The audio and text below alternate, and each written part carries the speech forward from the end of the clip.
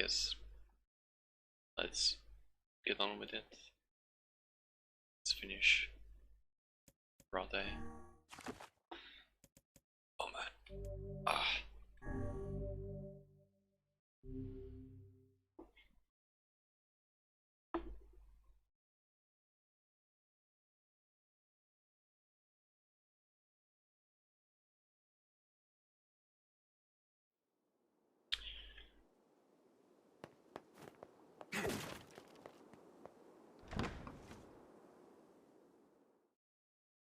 Probably upgrade weapons, but I'm gonna be using this weapon anyway, so it doesn't really matter. Yes. And I already have fucked enough damage. Yes. And now the path is open.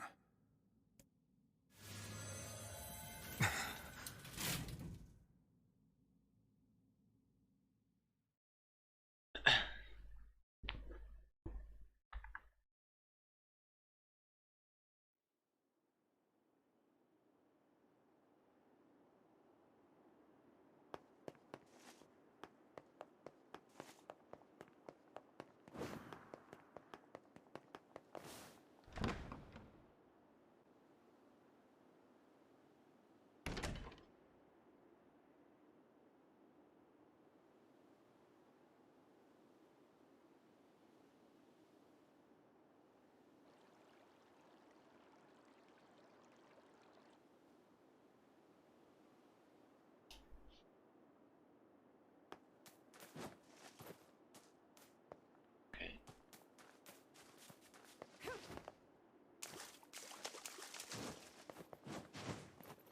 I'm guessing I'm just limited to this.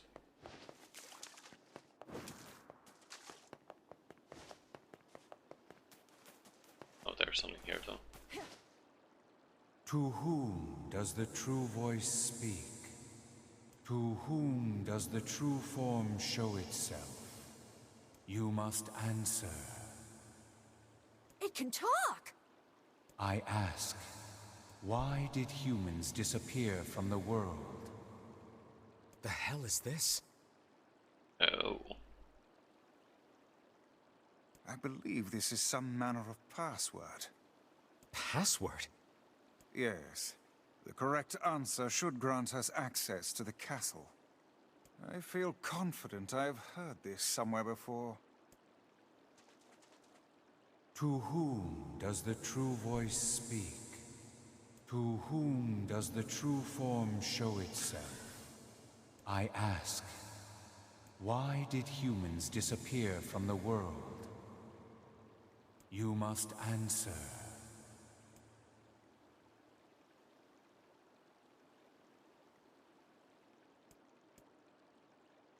Because of a plague disease. I feel like this would be a joke answer. I answer because of a black disease. I ask, how can humans extend their lives? Oh. Wow. I mean, theoretically speaking, either of these could be correct, to be honest.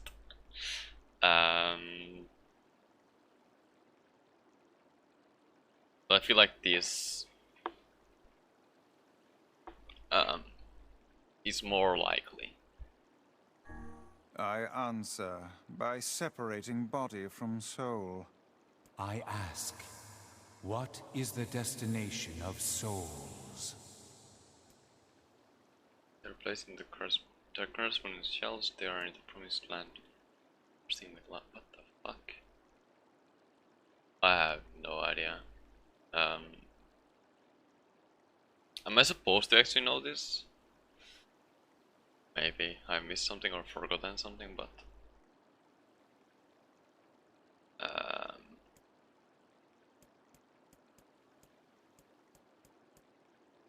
I don't know. I answer, they are placed in their corresponding shells. Very well. Okay, I guess that worked. You are acknowledged as master. As master, what? You may enter. Well then, it seems the way is open. Okay. Kinda, what are you doing? You just suddenly jumped from somewhere. Okay. Boxies. Oh, weapon. Phoenix sword. Nice. I don't think I missed anything else, right? Probably not.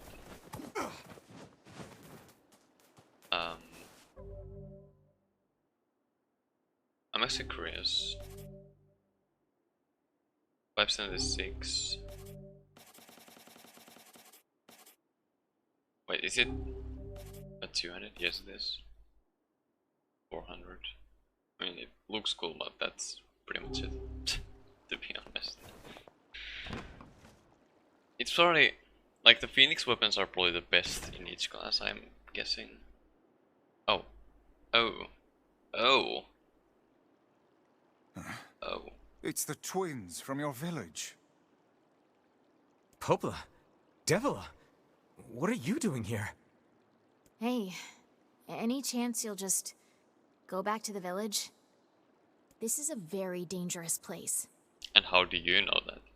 Even if you can find Yona here, you probably can't get her out.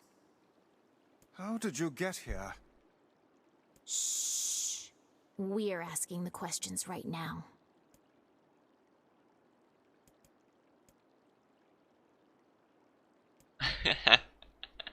The fact that this is actually an option is interesting.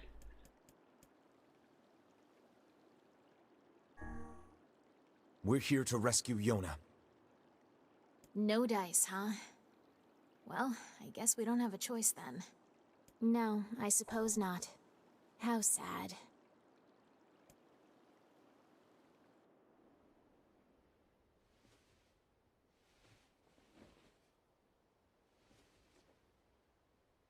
We didn't want to fight you. Oh, fuck. We really didn't want to.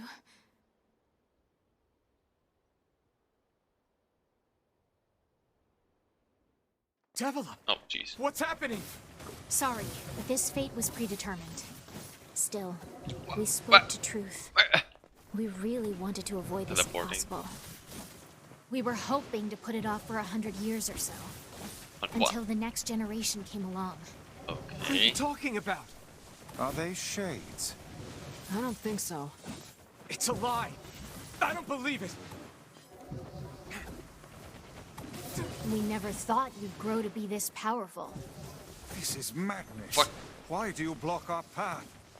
You have no cause to speak so with us, Grimoire Vice. Oh. You are a traitor. Oh shit. Wait, lock on please, can you work?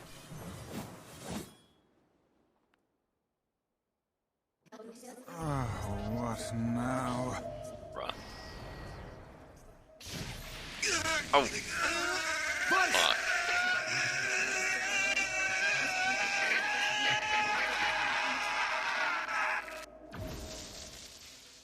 They copied my powers. Oh, fuck. Shit on a shingle.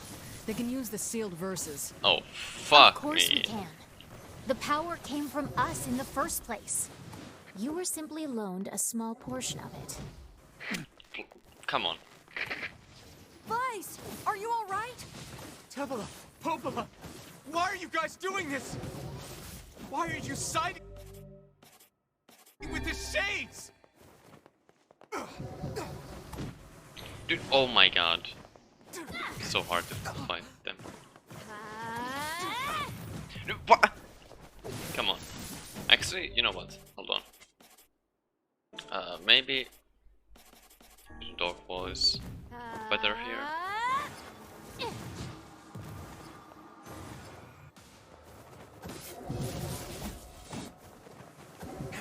Bro, come on.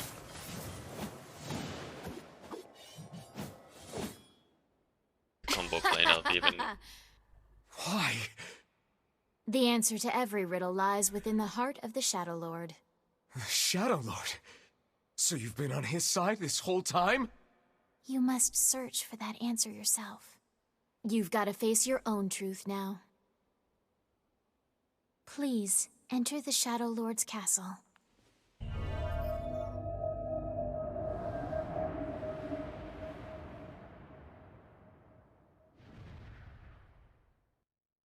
Okay. And Charles Castle. Davila and Popola are fighting us.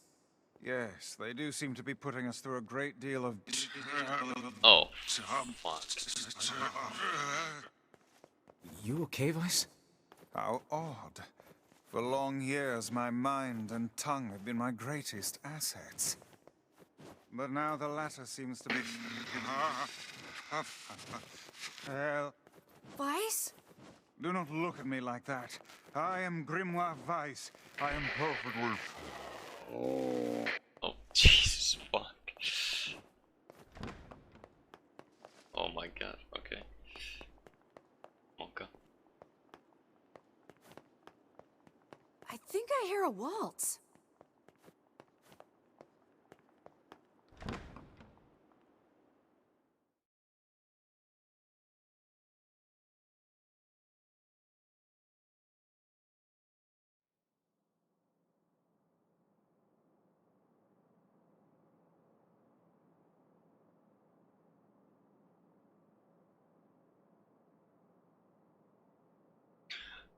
Oh, wait, hold on, what? Drug It season. certainly is a grand affair.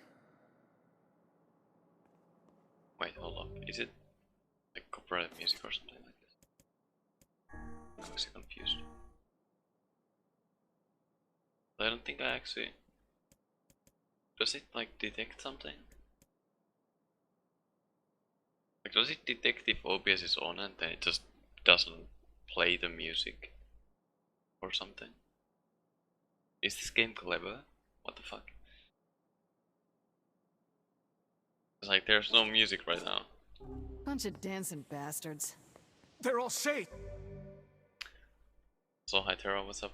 And I'm not farming anymore, this is actually end game. In Route A. I think we're locked in! It's not like I was planning to leave. Yeah, it's a bit late for that. Yeah.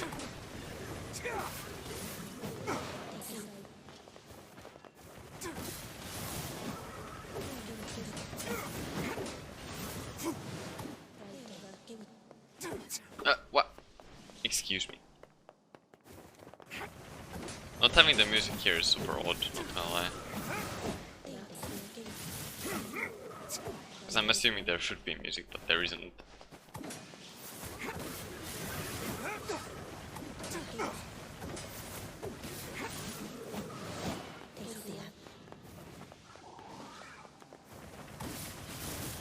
I should probably play this, like, from the save that I had, like, off stream, after this, today's stream. Oh wait, yeah. The words, but I shouldn't actually care about the words, because I'm not going 400% anymore on those. It's too much trouble.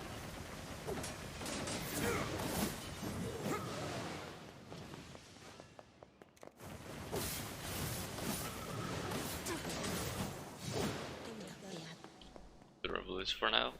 Fair.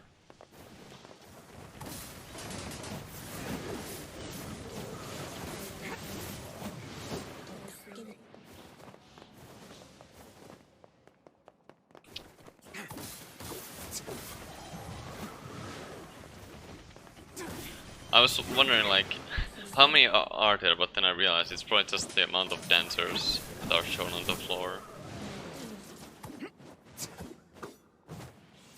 Dude, come on. Are you... Plus... Wrong ability though. Yeah, I feel bad for you too, because like... Personally, I haven't had any issues whatsoever. Damn it! They won't stop coming! Except for I'll like... open the next door. some Cover me. crashes. Oh, how I do love a good... Oh my god, why is Twice! Hmm? Oh, right. Protect the hussy, yes? Good plan. Let's go. Like, It's supposed to be terrifying, but it's just funny for some reason. Kaine for us. Stupid door. Come on. Oh, come on. Of course. Yeah, I've had like a bunch, but it's mostly been when I've been farming for things and like loading different areas constantly. Maybe that's why. Not sure. Kaine, hurry! It's not open yet? Do I look like a goddamn locksmith to you?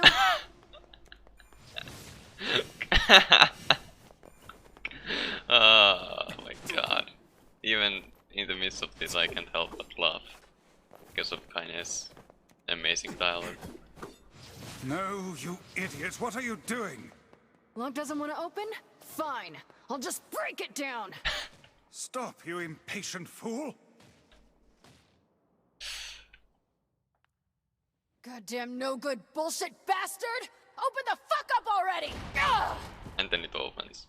Got it. Kaine, look out!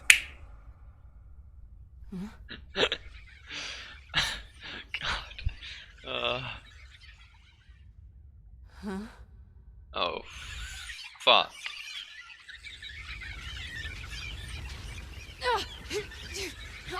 Fucking. Oh. Are they laughing? These things are freaking me out.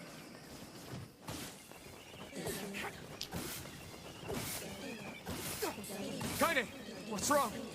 We need to help Kaine. No shit, but also... Okay, I guess I don't need to kill those all then. Sure. You okay? Yeah, but we got problems.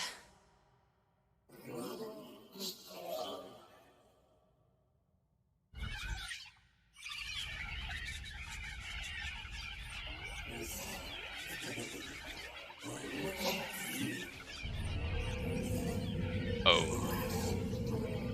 Oh. Yikes. Oh, shit. What the fuck? What? What?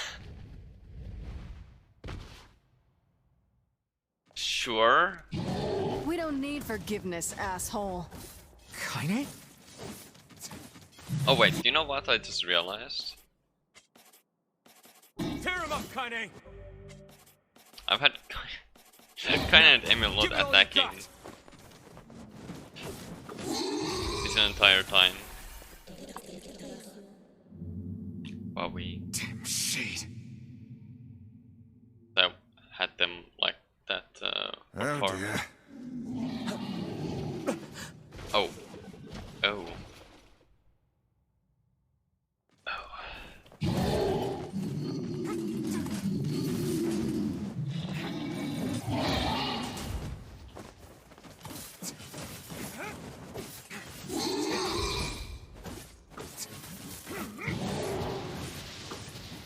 Hello? Can we even hurt this thing? That fog. Oh no! Wait, what am I supposed to do? Can't stop now. Damn it. Stay focused, Kaine. Don't fall victim to such distractions. Come on! We have to keep going! Let's go! The fuck are you doing? Kaine, are you okay? This way! Move! I feel like the model just bugged there. I think Kaine's model was supposed to be kicking the door, but the game just didn't orient it correctly, so she was just kicking the air for no reason. God. Oh man. Oh, here we go. The weapon. Dragoon lance. Up here! Yeah, yeah, okay, can you not, like, change the... Okay, whatever. What is with this angle forcing? In this... How can we deal with this thing? Oh my god. Can I hit these boxes? Oh, I'm dead, okay. Nice. Fuck.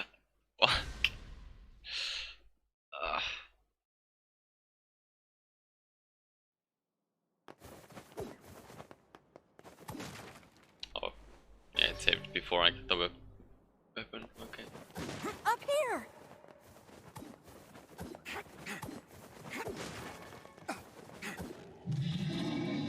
How can we deal with this thing? I guess I shouldn't worry about the Please, hurry! items in these.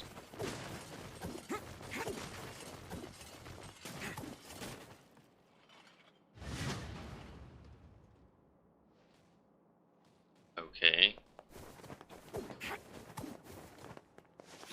Damn it, I can't get it open! Well, it is a metal door.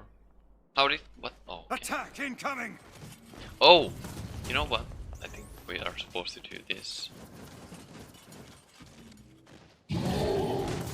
Never mind.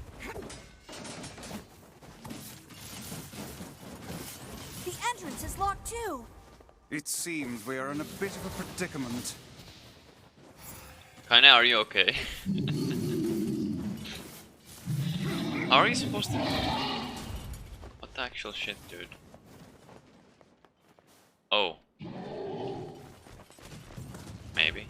Strike the beast while it's down. Well... Yeah, but like... We don't do any damage to it.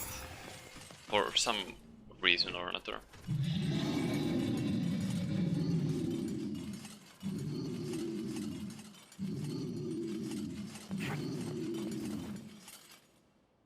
Oh, wait, what? How?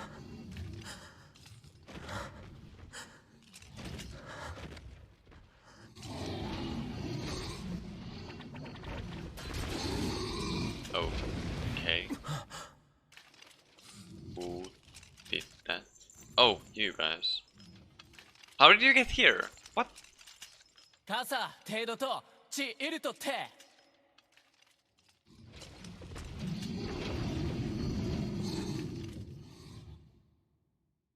出槌汗より銀丹おきっとだあらペルアと試練地無責音いらこくかついて What are you doing here? サルリとシータとカイザムとキロだろ You are correct. いやアラトテ三世隊クルワリウワリトテトラス感化しチンで But Am I just supposed to destroy all of the armor then? I どん guess. だ来てキリゴイタリアフィアとサチチサタトだ I'm also trying to read ベ the... ルタカイザムチと Okay. Never mind, I guess. ゲルダえタッカール奇跡 Oh, おあ fuck. Hey stop let me go stop it damn it King no ギ後でアリクラーサアゴ No open the door you can't fight that thing on your own タラユククオタオキアルタユートクルトこっちいる Oh man. 勝てケータルイトエチケロアルテリアだせギウジ各石技師真鍮カレルタカイザムテラス Fuck me. あんだあらたてウラーヌペルアとチウラーヌカイザムトトラチ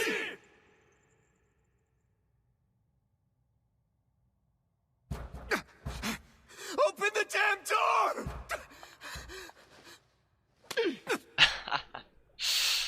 Knock it Nice. off already. Let's go. Kaine. Yeah. He's fighting for you. And for Fira. Don't let him die for nothing. True enough. My friend.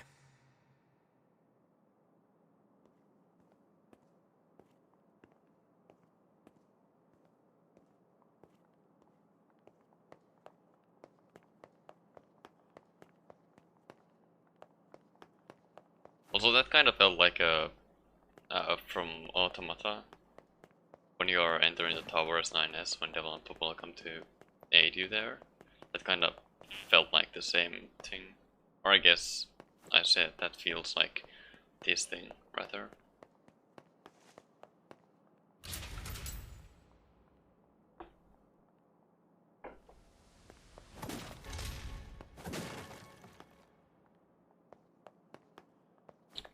I guess I can use a recovery potion just because I can then pick this up, I suppose.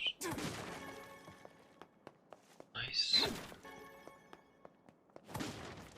Nothing says a hard fighting coming more than giving the player a shitload of healing items right before a door.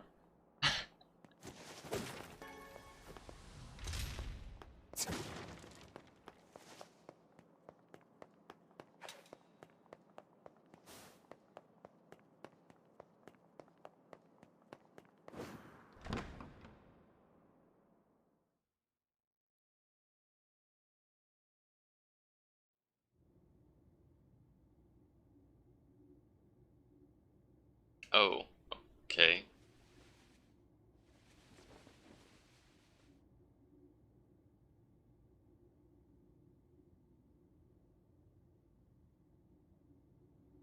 Devila, Popola. Oh, look. You made it. This place look familiar to something. I don't know. Maybe I'm just tripping. We've been waiting for so long. Why are you doing this? It began 1300 years ago. 1300. So not even 1400. Because 1400 years was the time skip from prologue to the village. So not even 10, it's right after that, 100 years after that, I guess. But that's confusing, because like I would have guessed something began with the 1400 years ago. Because I'm pretty sure it was Grimoire Noah that Yona touched in the prologue. Humanity, finding itself on the brink of extinction, undertook a last-ditch rescue plan called Project Gestalt. Okay, okay. Gestalt? Do you still not remember, Grimoire Weiss? Then let's give you a refresher. Am I supposed to be able to read any of that? In Portuguese of documents? I guess not. Weiss! My mind. Oh jeez. I remember. Devila. Popola. Oh. You are not human. In fact. Oh no. Yeah, sometimes the truth can be a real bitch. You want to finish that thought for him, sister? All of us, every person standing in this room, are mere shells created by the true humans. Okay, yeah. I was suspecting that, to be fair. I was suspecting that. Mostly because of the Project Gestalt document in Automata. I was suspecting that. But man, that's... Still, like, hearing it actually be the thing is quite something. Then. What are you saying? But that's still, like... How do you... I guess the shells don't... Like the weird part about this that's confusing to me is the aging that we've had. Like, how is aging possible if you're just a shell? Or if you're just in a shell? Or does the... What the fuck? I'm confused. I mean, I guess it just works because reasons. But yeah, like the fact that we actually aged in 5 years. We grew up in 5 years. is just weird on the base principle of being just in a shell, but whatever. I guess it just works the same way as a normal human, even though, yeah, okay. I'm not questioning. What am I trying to say? Like, I'm accepting it as truth. I'm just confused, is all. You still don't get it? You aren't human. So then humans, I mean, the true humans, are extinct? No, they still live on. Oh, You know fuck! them as shades. That I did not know. Holy fuck, dude.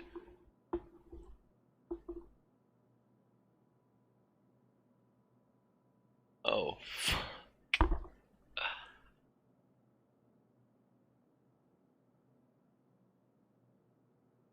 So we've literally been killing the last remains of humanity this entire time.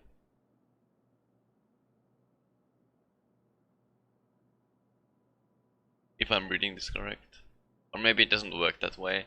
Maybe it's somehow, like, different, but... Wow. Fucking A. Each shade is a twisted remnant of what was once a human being. It's a remnant. Okay, so it's not exactly the same, I guess. It is, but it's not. If I'm, yeah, I don't know. Crazy, huh?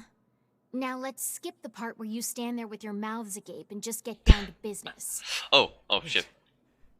Wait. Sorry, but we're gonna be needing that shell of yours. Oh, The rightful owner has been waiting for a very long time. rightful owner? Are you, wait.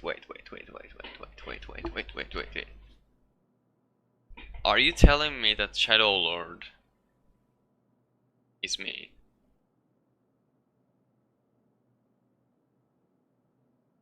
Or am I just jumping to conclusions? Also, actually, if someone does know, please don't tell me. I want to find out myself. Please don't be angry with us. We are only doing our duty.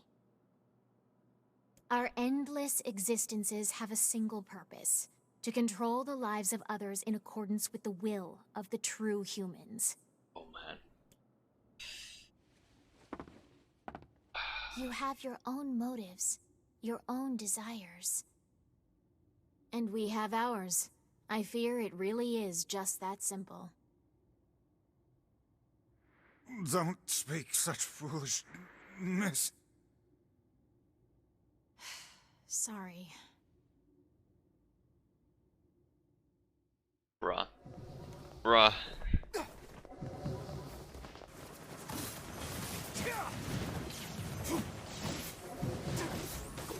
You and us, we're the same. Tools in the hands of a master. No. I'm nothing like you. Come on.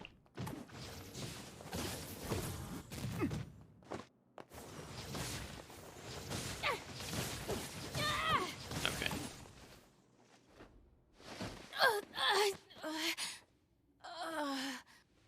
Devila? Devila? Fuck.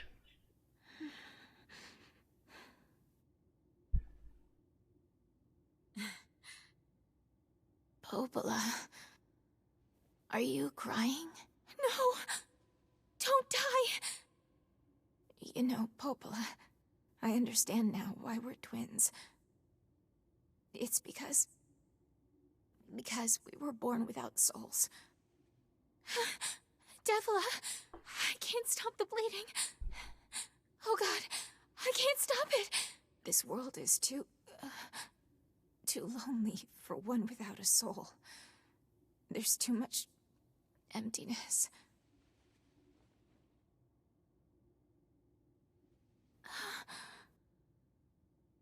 Our souls are missing. And yet somehow our tears still work. It's kind of weird. Sorry, sis. I love you.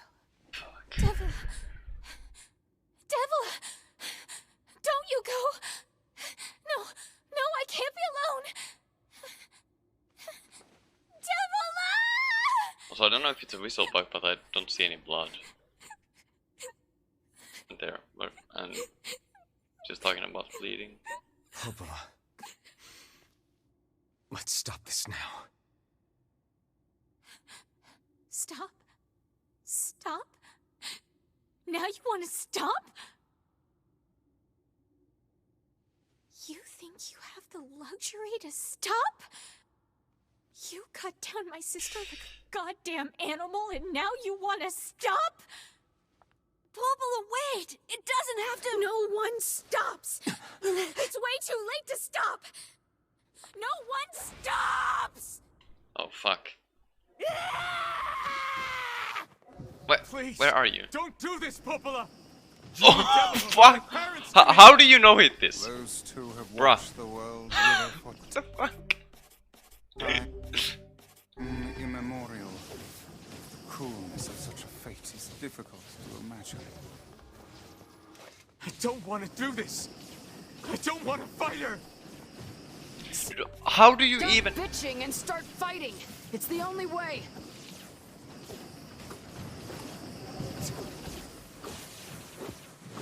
Oh my lord. There we go. Fuck, man. Ah. No stopping. No stopping ever.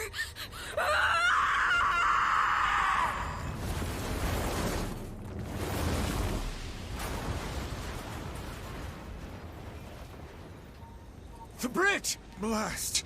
We're trapped. I've got an idea.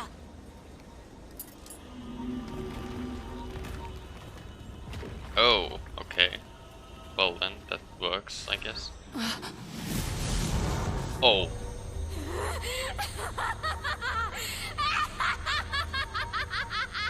I fear we're done for. It'll be all right.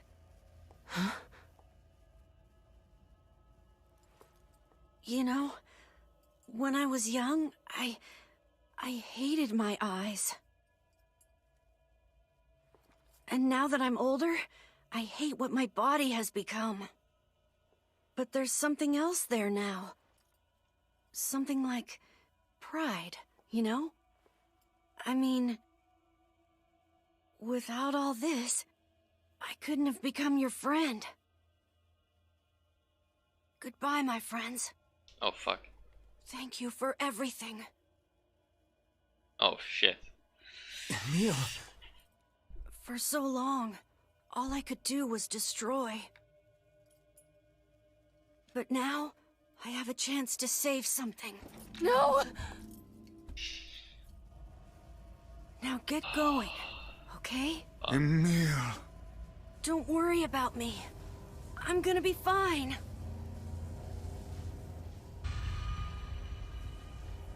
Emil! Emil! Emil! You jackass, get back here! Emil!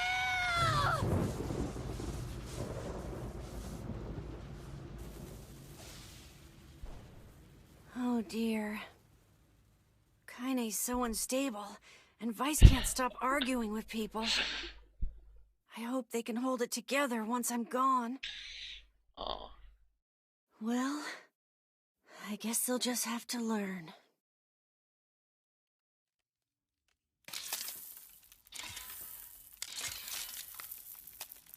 Oh shit.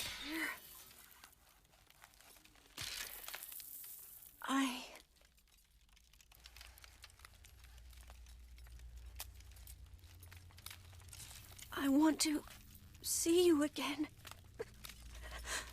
I want to see all of you again. Just one more time.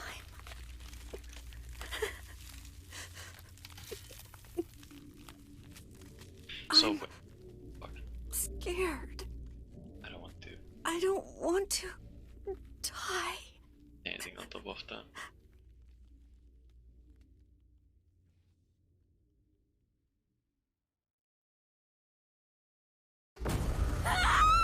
Jesus Christ. I didn't realize it was gonna explode. Or implode, rather. Just black holes. Okay.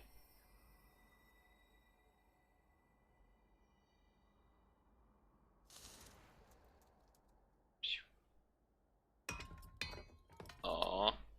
Fuck. R.I.P. I guess. Fucking A.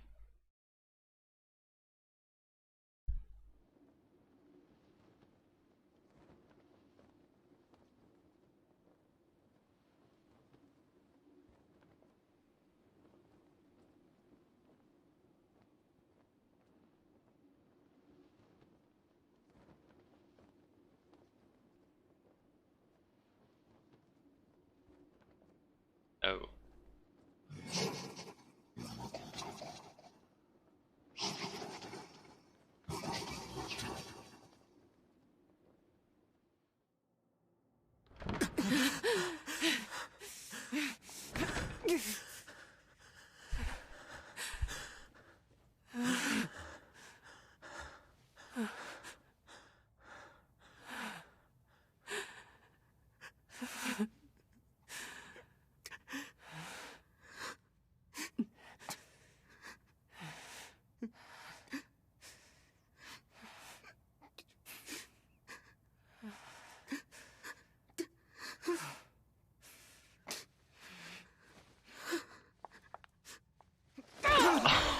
Okay.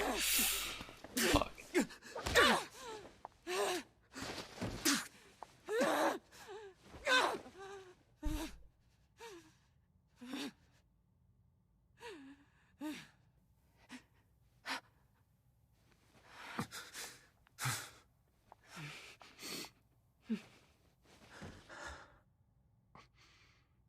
Let's go.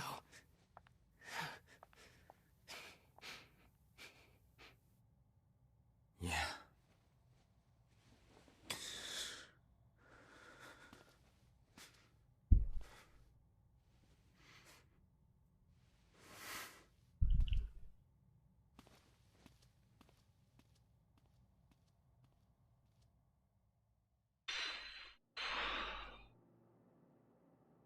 Fuck.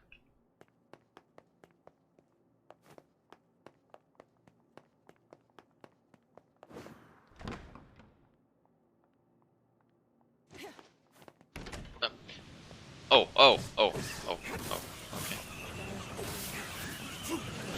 Actually, Darkness might not be the best option here. Well, of course, it's probably the best. Except when I actually forget that it gets interrupted by shooting.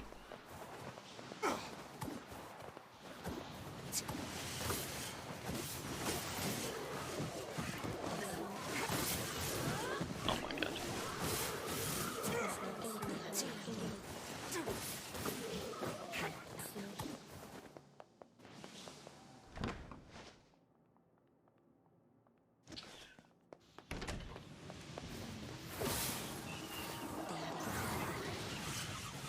There's so many, and like when you think about it now, everyone here is a remnant of humanity. Oh my god. Fuck me.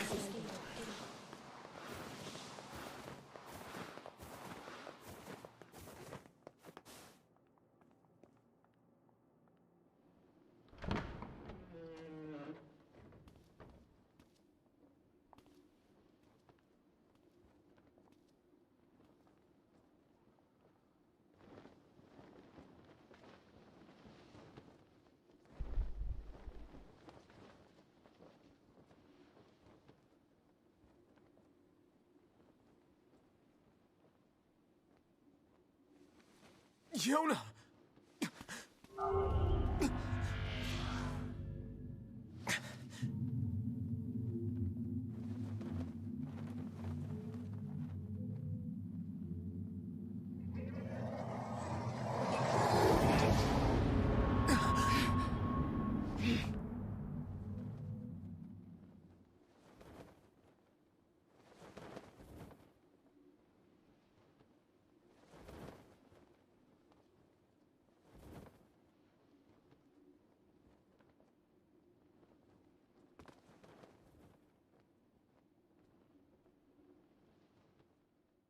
Oh, okay. This ends here. What? Strike hard. Hold nothing back.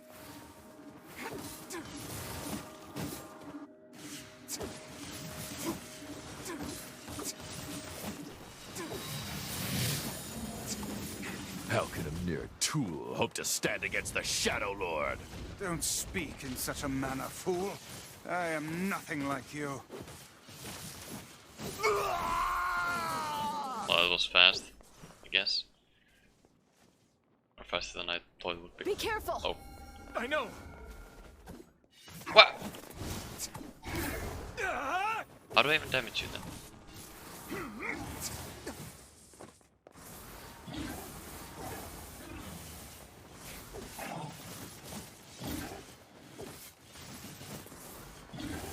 Oh my lord.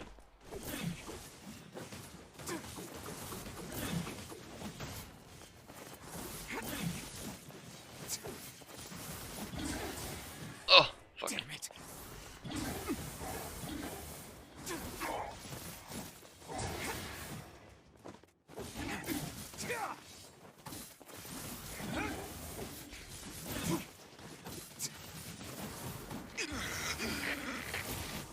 Vice, you alright? Naturally, I am as fit as a fit. I don't know about that specific line there, it just sounds funny. Oh, okay. Wait.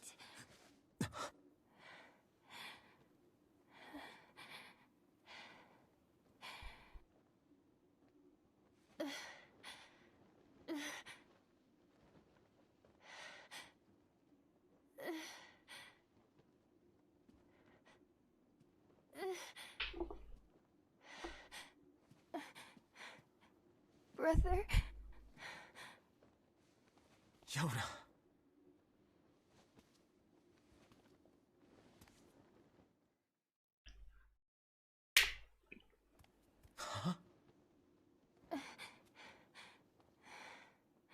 I mean, it was obvious, I guess. Please, just stop. I don't want to do this anymore. I don't need someone else's body. I don't want it.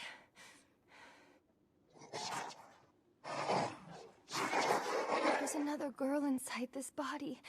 I can hear her. She won't stop crying. Aww. She says she wants to see her brother. Yona's been possessed?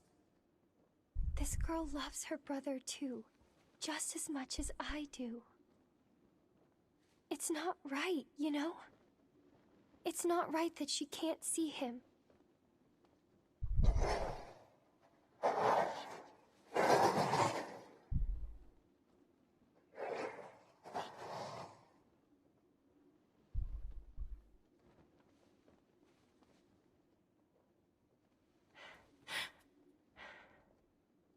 It's you, isn't it?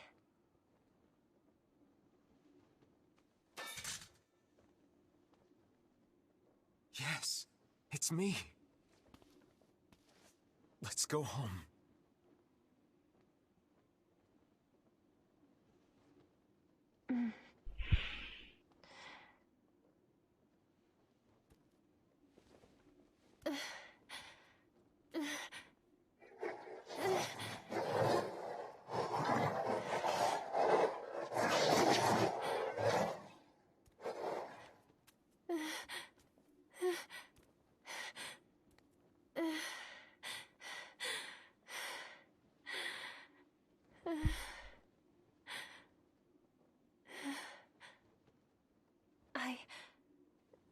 I'm really sorry. I don't know what to... I'm so very sorry. No matter what. Just know that Oh, fuck. I love you.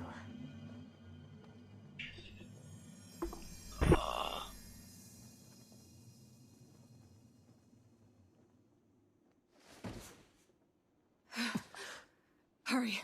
The shade that possessed her is gone.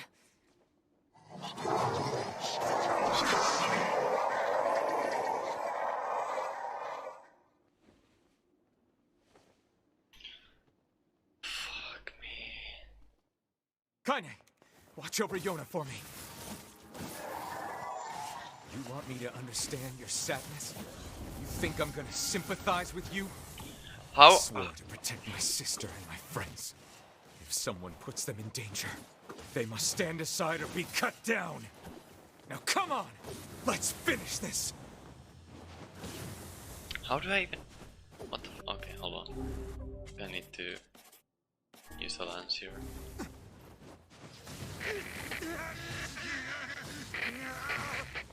Vice, what's wrong? Fine. All is well. You're freaking me out here, Vice. What are you doing? Come so... just do it. Strike the killing blow. Bruh. What? A cutscene when I barely even damaged.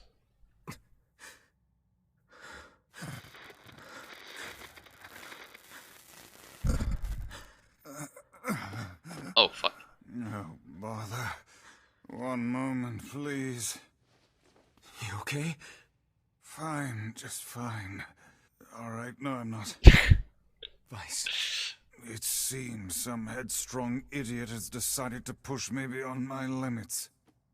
I should have taken that job as a cookbook when I had the chance.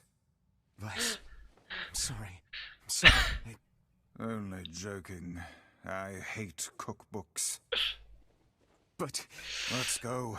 Out of the way. I have one final task to fulfill. where are you going? Why, to stop him, of course. But after that, it's up to you. Only you can see this battle to its conclusion. I wish you luck, my friend. You can't. I swore I'd always fight by your side. You are an exceedingly stubborn lad. You know that, yes? Perhaps that's why I've so enjoyed our time together. But I fear this is where our journey ends. Vice! Oh, and remember what I told you about using my full name? Well, forget it. I've grown rather fond of Vice. Vice. I knew you'd come around. Don't let it go to your head now.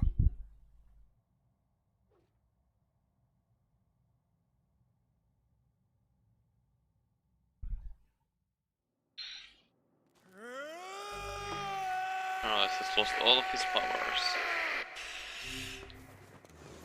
Oh, fuck me! I have something to defend.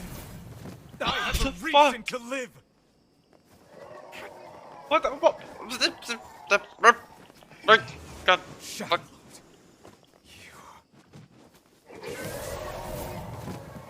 Oh my lord. How? Oh my god. Oh fuck.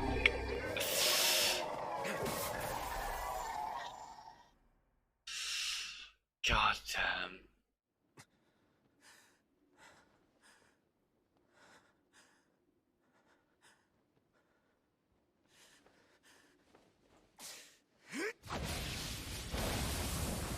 Oh Jesus.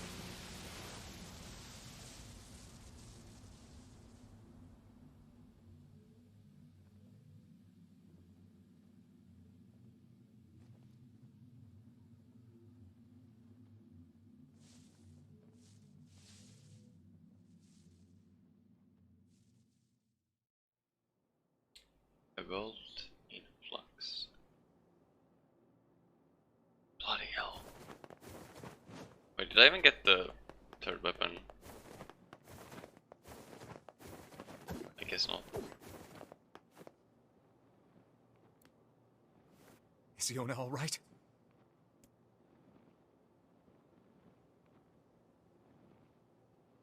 Oh god, no. Well, it was to be expected, to be fair. Oh, please, the girl is fine. Wait, what? What? The fuck?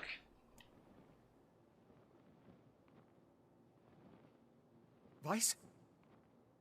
Where are you? Are you okay? I am as well as can be, considering I have lost my physical form. Oh. Doubtless my voice will be the next to go, so listen closely. Your sister is safe. Oh. Do not mourn her, and do not give up hope. Instead, you must call her back to you. How? Use your memories. Recall the times you spent with her. Present her with proof that the two of you live still, and that your lives have meaning. I don't know. Typical. But take heart. I know you can do it.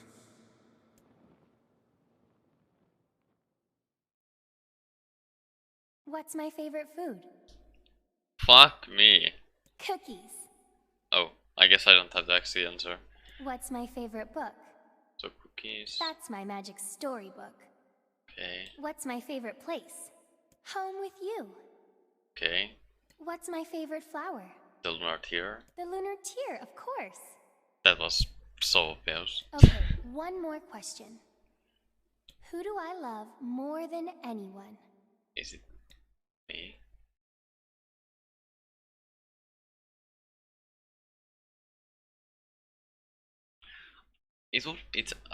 I'm actually supposed to just put the save file name, or is it NieR? I wonder.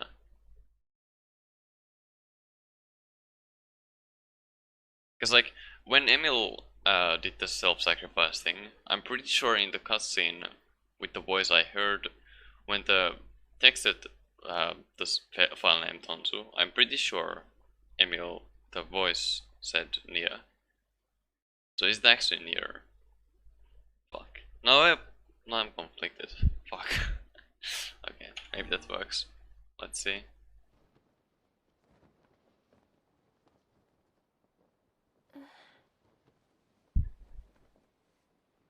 Is that you?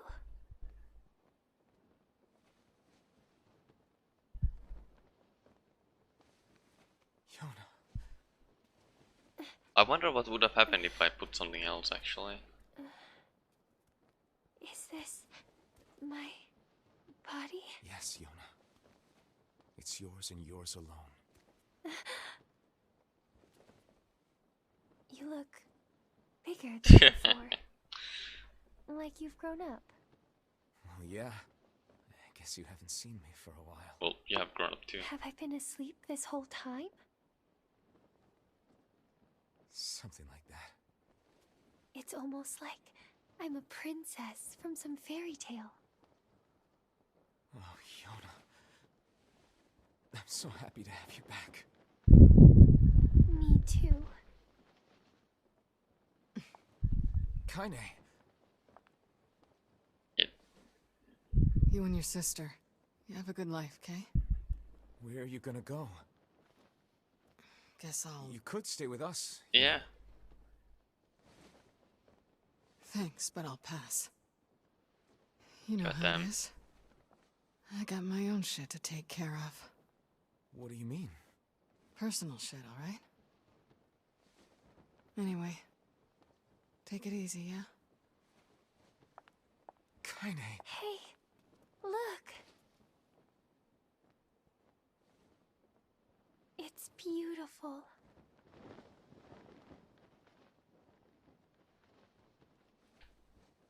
For the longest time, I heard someone telling me how they wanted to see the light. And now, they can finally see it.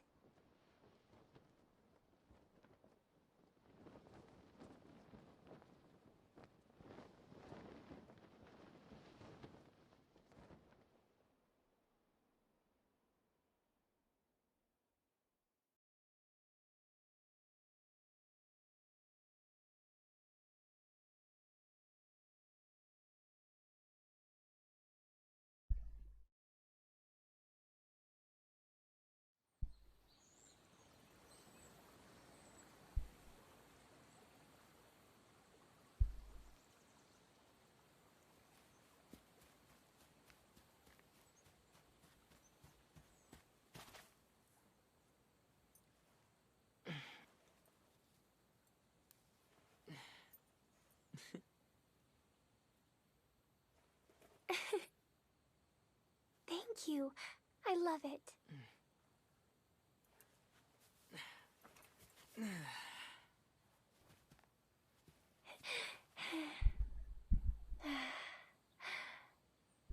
It's so sunny today. Yeah, it sure is.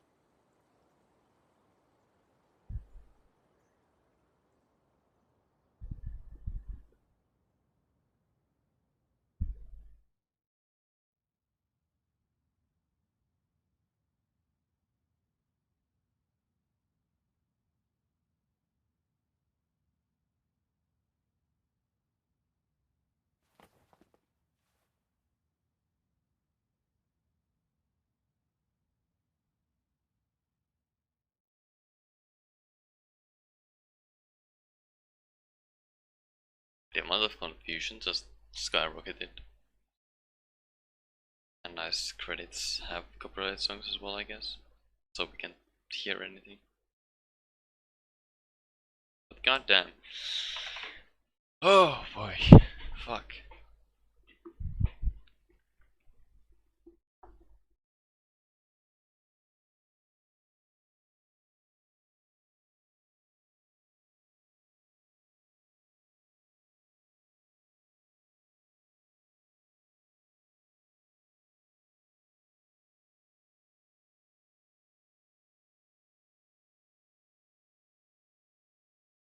I'm not sure what to think, to be honest. Fuck me. Oh god.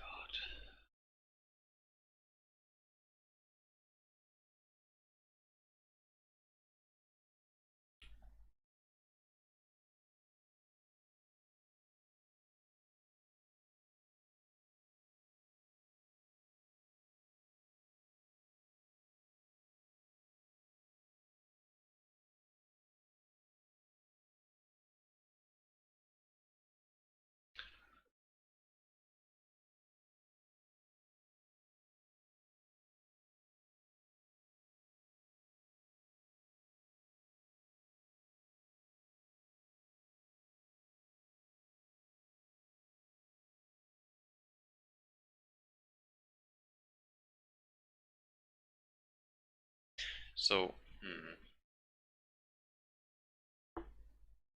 was the fuck me, like, shade whatever? I can we even call them shades at this point if they're like remnants of humans? I guess we can still, because they're technically still, the term for them is shades. So, like, what I'm wondering is, was the shade that was inside Yona there? Was it Yona? Because, like, Shadow Lord is obviously us, like, as the player character, as NieR whatever. At least I think so. So, like, oh my god, what the fuck? It's so convoluted. I might just be dumb as well. So, like, it probably makes sense, but I'm just dumb.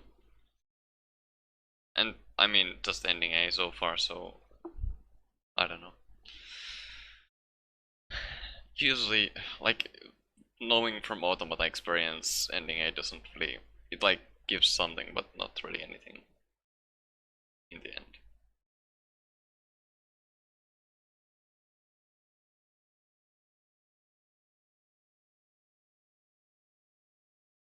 But goddamn. Now I'll feel bad killing all the shades. Fuck me. Ah.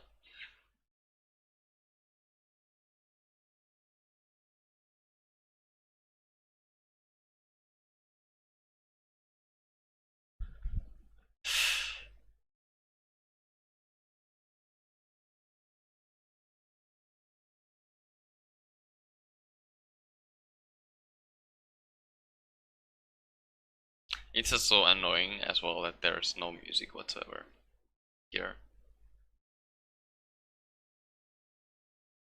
I don't know when I'll find the time, but I need to play through the sections that are muted on my own time off stream sometime, just because I want to hear the music as well. Because I'm assuming it's like detecting OBS, and then just like, okay, let's not play the music because they are either recording or streaming. Which, like, I appreciate the thought, but it's just annoying when like there's nothing. It's just silent. It was the same in Life is Strange 2, where they had the... It was a setting. Here it's not even a setting, it's just automatic, I guess. And the fact that it's automatic is kind of sad, like, in my opinion. Because, like... Yeah, I don't know. Like, it should be an option.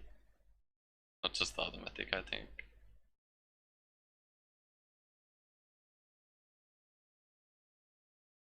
And... I know it's possible for the game to detect that you have OBS on, simply because I know that the DLC detects that. So yeah, I know it's a thing that can be done. Okay, so this is this. I don't want to save over this. I want to have that save as a backup go-to save kind of thing, whatever, I don't know. Like if I want to go and redo that segment with music off stream or something, for example. I want to keep that, but I guess I could take backups as well, but whatever, doesn't matter really, to be honest. Because I don't need this save file anymore, I think, for anything. I don't even know why I have this, to be honest. I think this was the pre-Airy... yeah, this was the pre-Airy fight, pre-sacrifice key fragment. Because I saved on the third slot because I was like, I want to go and like see if I can do something different. I think that was the reasoning or something. So yeah, I'll just save over this. Shouldn't matter. A, yes. Ending B. Load your cleared data after completing the game to experience Kindness story. You can now read a departed mother's diary in your house. Wardrobe has been added to the options menu. New outfits can be obtained by progressing through a departed mother's diary. Change music has been added to the game settings section of the options menu. Okay. Nice.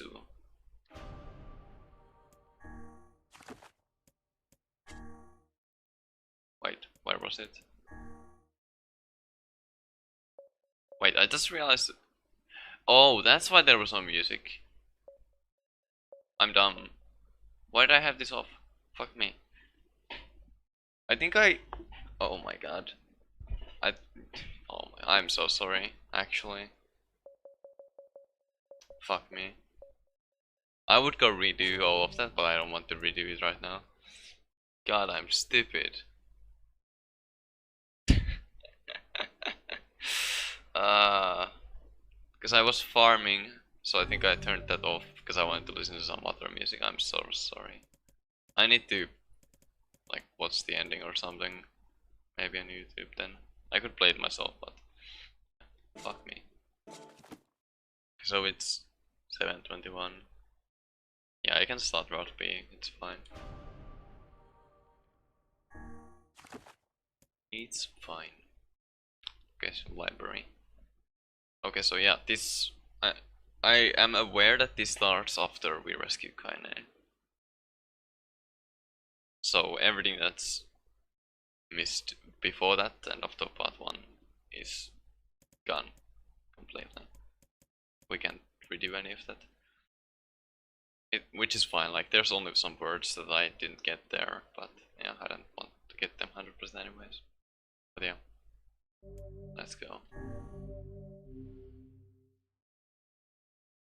I don't know how long I'll be going through this. So I also want to do some farming in the area before the sacrifice fight. Whenever I interacted with Kaine, Okay. I was reminded about something from my past. Maybe my mind has been confusing her with my sister this whole time. Anyway,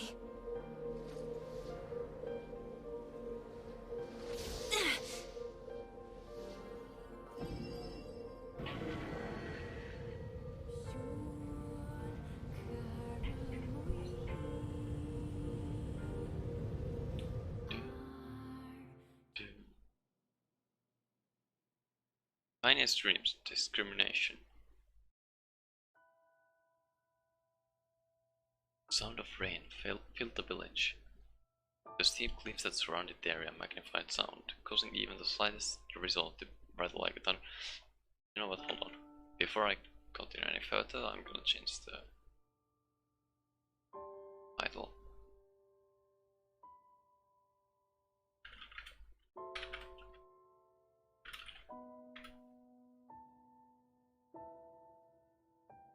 Okay. This should be fine. Result rattle like a thunderstorm. In wisps of smoke streamed from huts as the villagers huddled in their homes and waited out the rain. A single child, however, had braved the downpour and was now wandering slowly toward the wooden, hog-shaped weather vane at the center of town. The wanderer reached the vane, which had existed for as long as any could remember, and stared. The child's face was simultaneously delicate and fierce, like a teacup that had survived a shipwreck. Those traits combined with the pale white skin to give the face an almost sexless quality. If the beak turns east, I go home. If it stays west, then I... The child blinked. Rain slowly dripped down the young one's short hair and began its long descent to the ground. Come on, come on. The child felt a slight breeze and watched as the vane slowly creaked to life. Spinning this way and that for a moment, it finally settled with the beak pointing firmly toward the east. East? Really? God damn it, every time I start reading, I also start yawning. Fuck me. Ah, God. But the vane could move again. A jagged rock came spinning and tumbling through the air, striking home against the child's head. The force of the blow dropped the child to the ground as a hail of stones began to fall all around. Oh no, they found me. A heartbreaking smile crept across the child's face as the stones continued their assault. Through the rain, the sound of multiple footsteps grew louder before a voice rang out. Yo-ho! I don't know how I'm supposed to voice this, but okay. Yoo-hoo, Kaine. The voice belonged to Dimo, the worst of all the bullies in the area. Oh fuck. As Kaine struggled to stand, a final stone came skittering through the mud and bounced against her foot. Blood oozed from a cut above her eye and blurred her vision, but she could make out the shapes of Dimo and his usual gang of idiots. The boy seemed taken aback for a moment by Kaine's seeming indifference to the blood dripping from her face, but quickly regained his bravado. What's up, freak? You like the rain? You like getting all wet? Or did you finally decide to run away from home? Though she knew it was futile, Kaine turned to leave. When she could get more than a few steps, the other children scrambled to surround her, cruelly burning in their eyes. Kaine knew those were not the only eyes on her. Tormentor's parents watched from the safety of their homes. She was attuned to this sensation. It was one she had experienced many times before. Some villagers simply turned a blind eye to the actions of their children, many encouraged it openly. What the fuck? In a society ruled by superstition and fear, Kaine was something to be hated, and if possible, destroyed. I didn't say you could leave, freak. Timo's words chewed at her like a worm through an apple. He can't hurt me, she lied to herself. Be strong, be brave. He can't hurt me, he can't hurt me, he can't hurt. Oh look, the little freak's gonna cry. What's wrong? Are you sad that everyone hates you and wants you dead? Kaine prayed for the rain to flood down and carry her away from a world that seemed to have no place for her. But if there were guards, they chose to ignore her. As Timo crept ever closer, the clouds began to thin and the rain slowed. The weather hates me, I'm useless, a failure. I wish Timo's rock had taken my head off. Kaine couldn't meet Timo's leering gaze. She lowered her eyes and stared at the muddy ground below. The bully moved forward until he was inches away. She could smell the scent of old meat on his breath. The boy grabbed Kaine's face with thick fingers and yanked it upward. She tried to turn away, but he forced her gaze back and jammed his thumb against her eyelid to pry it open. Fuck off! Show me! No. You just say no. Timo grinned evilly. You don't say no to me. No one says no to me. Not even taking his attention away from Kaine, he called to his cohorts. Come on guys, let's give the freak what she deserves. God fucking damn it, dude. As soon as Timo finished, kicks and blows began to rain down upon Kaine. Timo paused, still grinding as Kaine curled into a ball and tried to make the pain stop. I don't get you, freak. What you acting like a girl for, huh? Everyone knows what you really are. Kaine ignored the question, choosing instead to stare at the weathervane. He continued to point east, as if supremely confident about the future it had chosen for her. Go home? Yeah, that's a funny joke for someone with dead parents and no home to go to. Freak! Chanted the children. Freak! Freak! Freak! Kaine closed her eyes and listened to the rain, waiting for the pain to start again. As the clutching hands of the village children closed around her, she bent her mind to the sound of the rain, letting it become her world entire. Just to clarify, I don't think this is boring, I'm just yawning because of oxygen, I guess, or something, every time I read stuff. The rain fell, the pain never came. Only when the laughter of her tormentors turned to terrified cries did she dare to open a single blood-caked eye. Kaine was shocked to see Timo sprawl on the ground, holding his head and screaming in pain. She could see blood welling from the spaces between his fat, twisted fingers. My god, he's crying. He's actually crying. Deprived of their leader, the other children glanced back and forth within themselves, as if waiting for someone to step forward and take charge. When no savior emerged, they began an uneasy shuffle away from Kaine. But the young girl was the least of their concerns. Instead, their attention was rapt on the ancient woman standing a few feet away. After struggling for breath for a moment, she finally spoke in a voice thick with rage. I was like a bitch, darn it. I suggest you scatter before I throw another one. And if any of you little bastards ever touch my Kaine again, I'll do far worse than throw a rock. You can count on it. The old woman crouched down and gently touched the hand Timo was using to cover the wound. Before he could think to protest, she ground her palm into the wound and twisted back and forth. Ah! He screamed, leaping to his feet. Stop it! What are you doing? Quit whining, ain't no one ever died from scratch. Me with a rock, you stupid bitch, a big one, that thing could've killed me. The old woman shrugged. That is the best cure for stupid. Oh, fuck. I completely fucked up the voice there. Timo's face twisted with rage at her words, looking his eyes on Kaine. He took a step backward and spat on the ground. Get out! Leave this village! No one wants you here, either of you! Seeing the old woman grab another stone, Timo and his companions turned tail and ran. As they fled, the old woman grabbed her side and barked out a single laugh. Ha! Look at the fat boy go! He's healthy enough to run from a fight. Guess he's... fuck. The woman's smile faded as she turned her attention to Kaine. Kneeling down, she removed her shawl and placed it around the young girl's shoulders, then produced a cloth from the folds of her dress and began blotting at the blood on her forehead.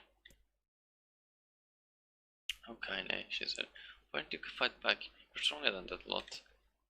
The words of her grandmother stung Kaine, and she turned away. Be nice to me, she said. I deserve it. Nothing matters anymore. The tears held in check for so long finally began to fall on the muddy ground below. Everyone hates me. They think I cause bad things to happen. They think I'm a freak. I wish I was dead. As Kaine's tears turned to sobs, she felt her grandmother's hands on her shoulders. Despite her advanced age and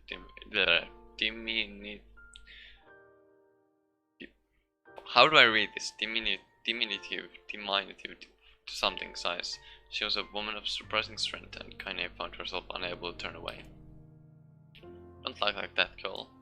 It's a river wide and deep that flows between the realms of this world and the next, and it grants no mercy to any that attempt to cross it. You have a duty to fight until your last breath. Understand? The old woman tightened her grip and tried to still the tremor in her voice. You know the pain of losing someone close to you, kinda. You know, because you survived it. As the word hit home, Kaine was struck by the force of her love for the old woman. As a young child, she didn't even know of her grandmother, but when her parents died, the woman quickly accepted her as her own. Grandma, as Kaine called her, was cunning, vulgar, and quick to violence. Their first few years together had not been easy. But with each year that passed, Kaine and her grandmother had grown closer. However, it was only now, seeing the mud with tears and blood cake in her face, Kaine truly understood the depths of her affection. Here was a woman who had seen hard times, who had seen death, who had fought through all these things, and somehow emerged on the other side. If anyone could understand Kaine's pain and loneliness, it was her. Do I make you sick, Grandma? Of course not, don't be an ass. Kaine drew her grandmother's moth-eaten shawl around her body and shuddered. On my body, it's not normal. If it was normal, then Mom and Dad would... Hush. Interrupted Grandma. I'll not hear another word of this nonsense.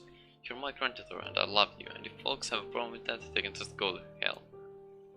With that, the old woman reached out and placed a breath of dread. God damn it.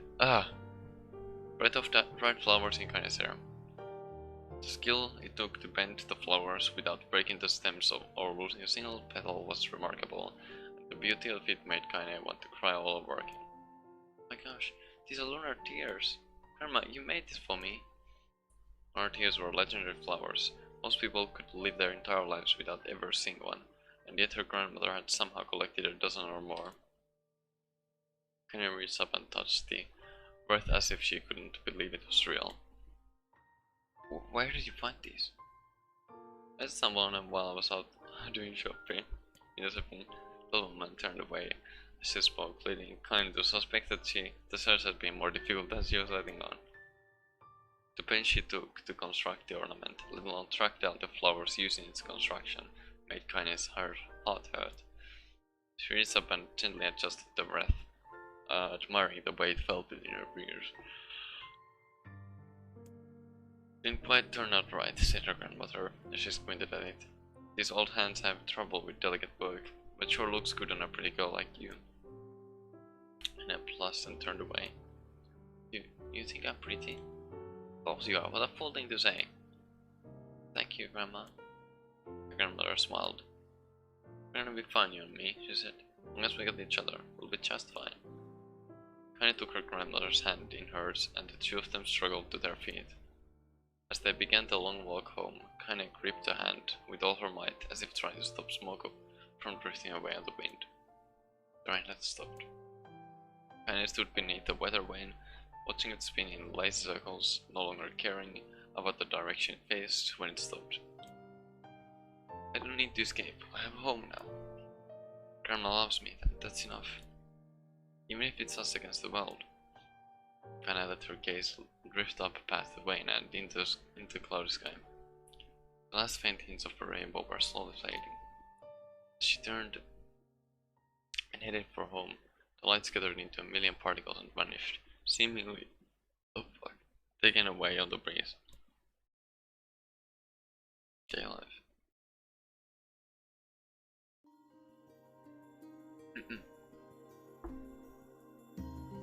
In the distance, Kaine heard the steady sounds of an axe striking wood. The noise had a purposeful quality to it, as if she was hearing a master's woodsman go about his work. The firewood being produced, however, was as far from work fart as could be.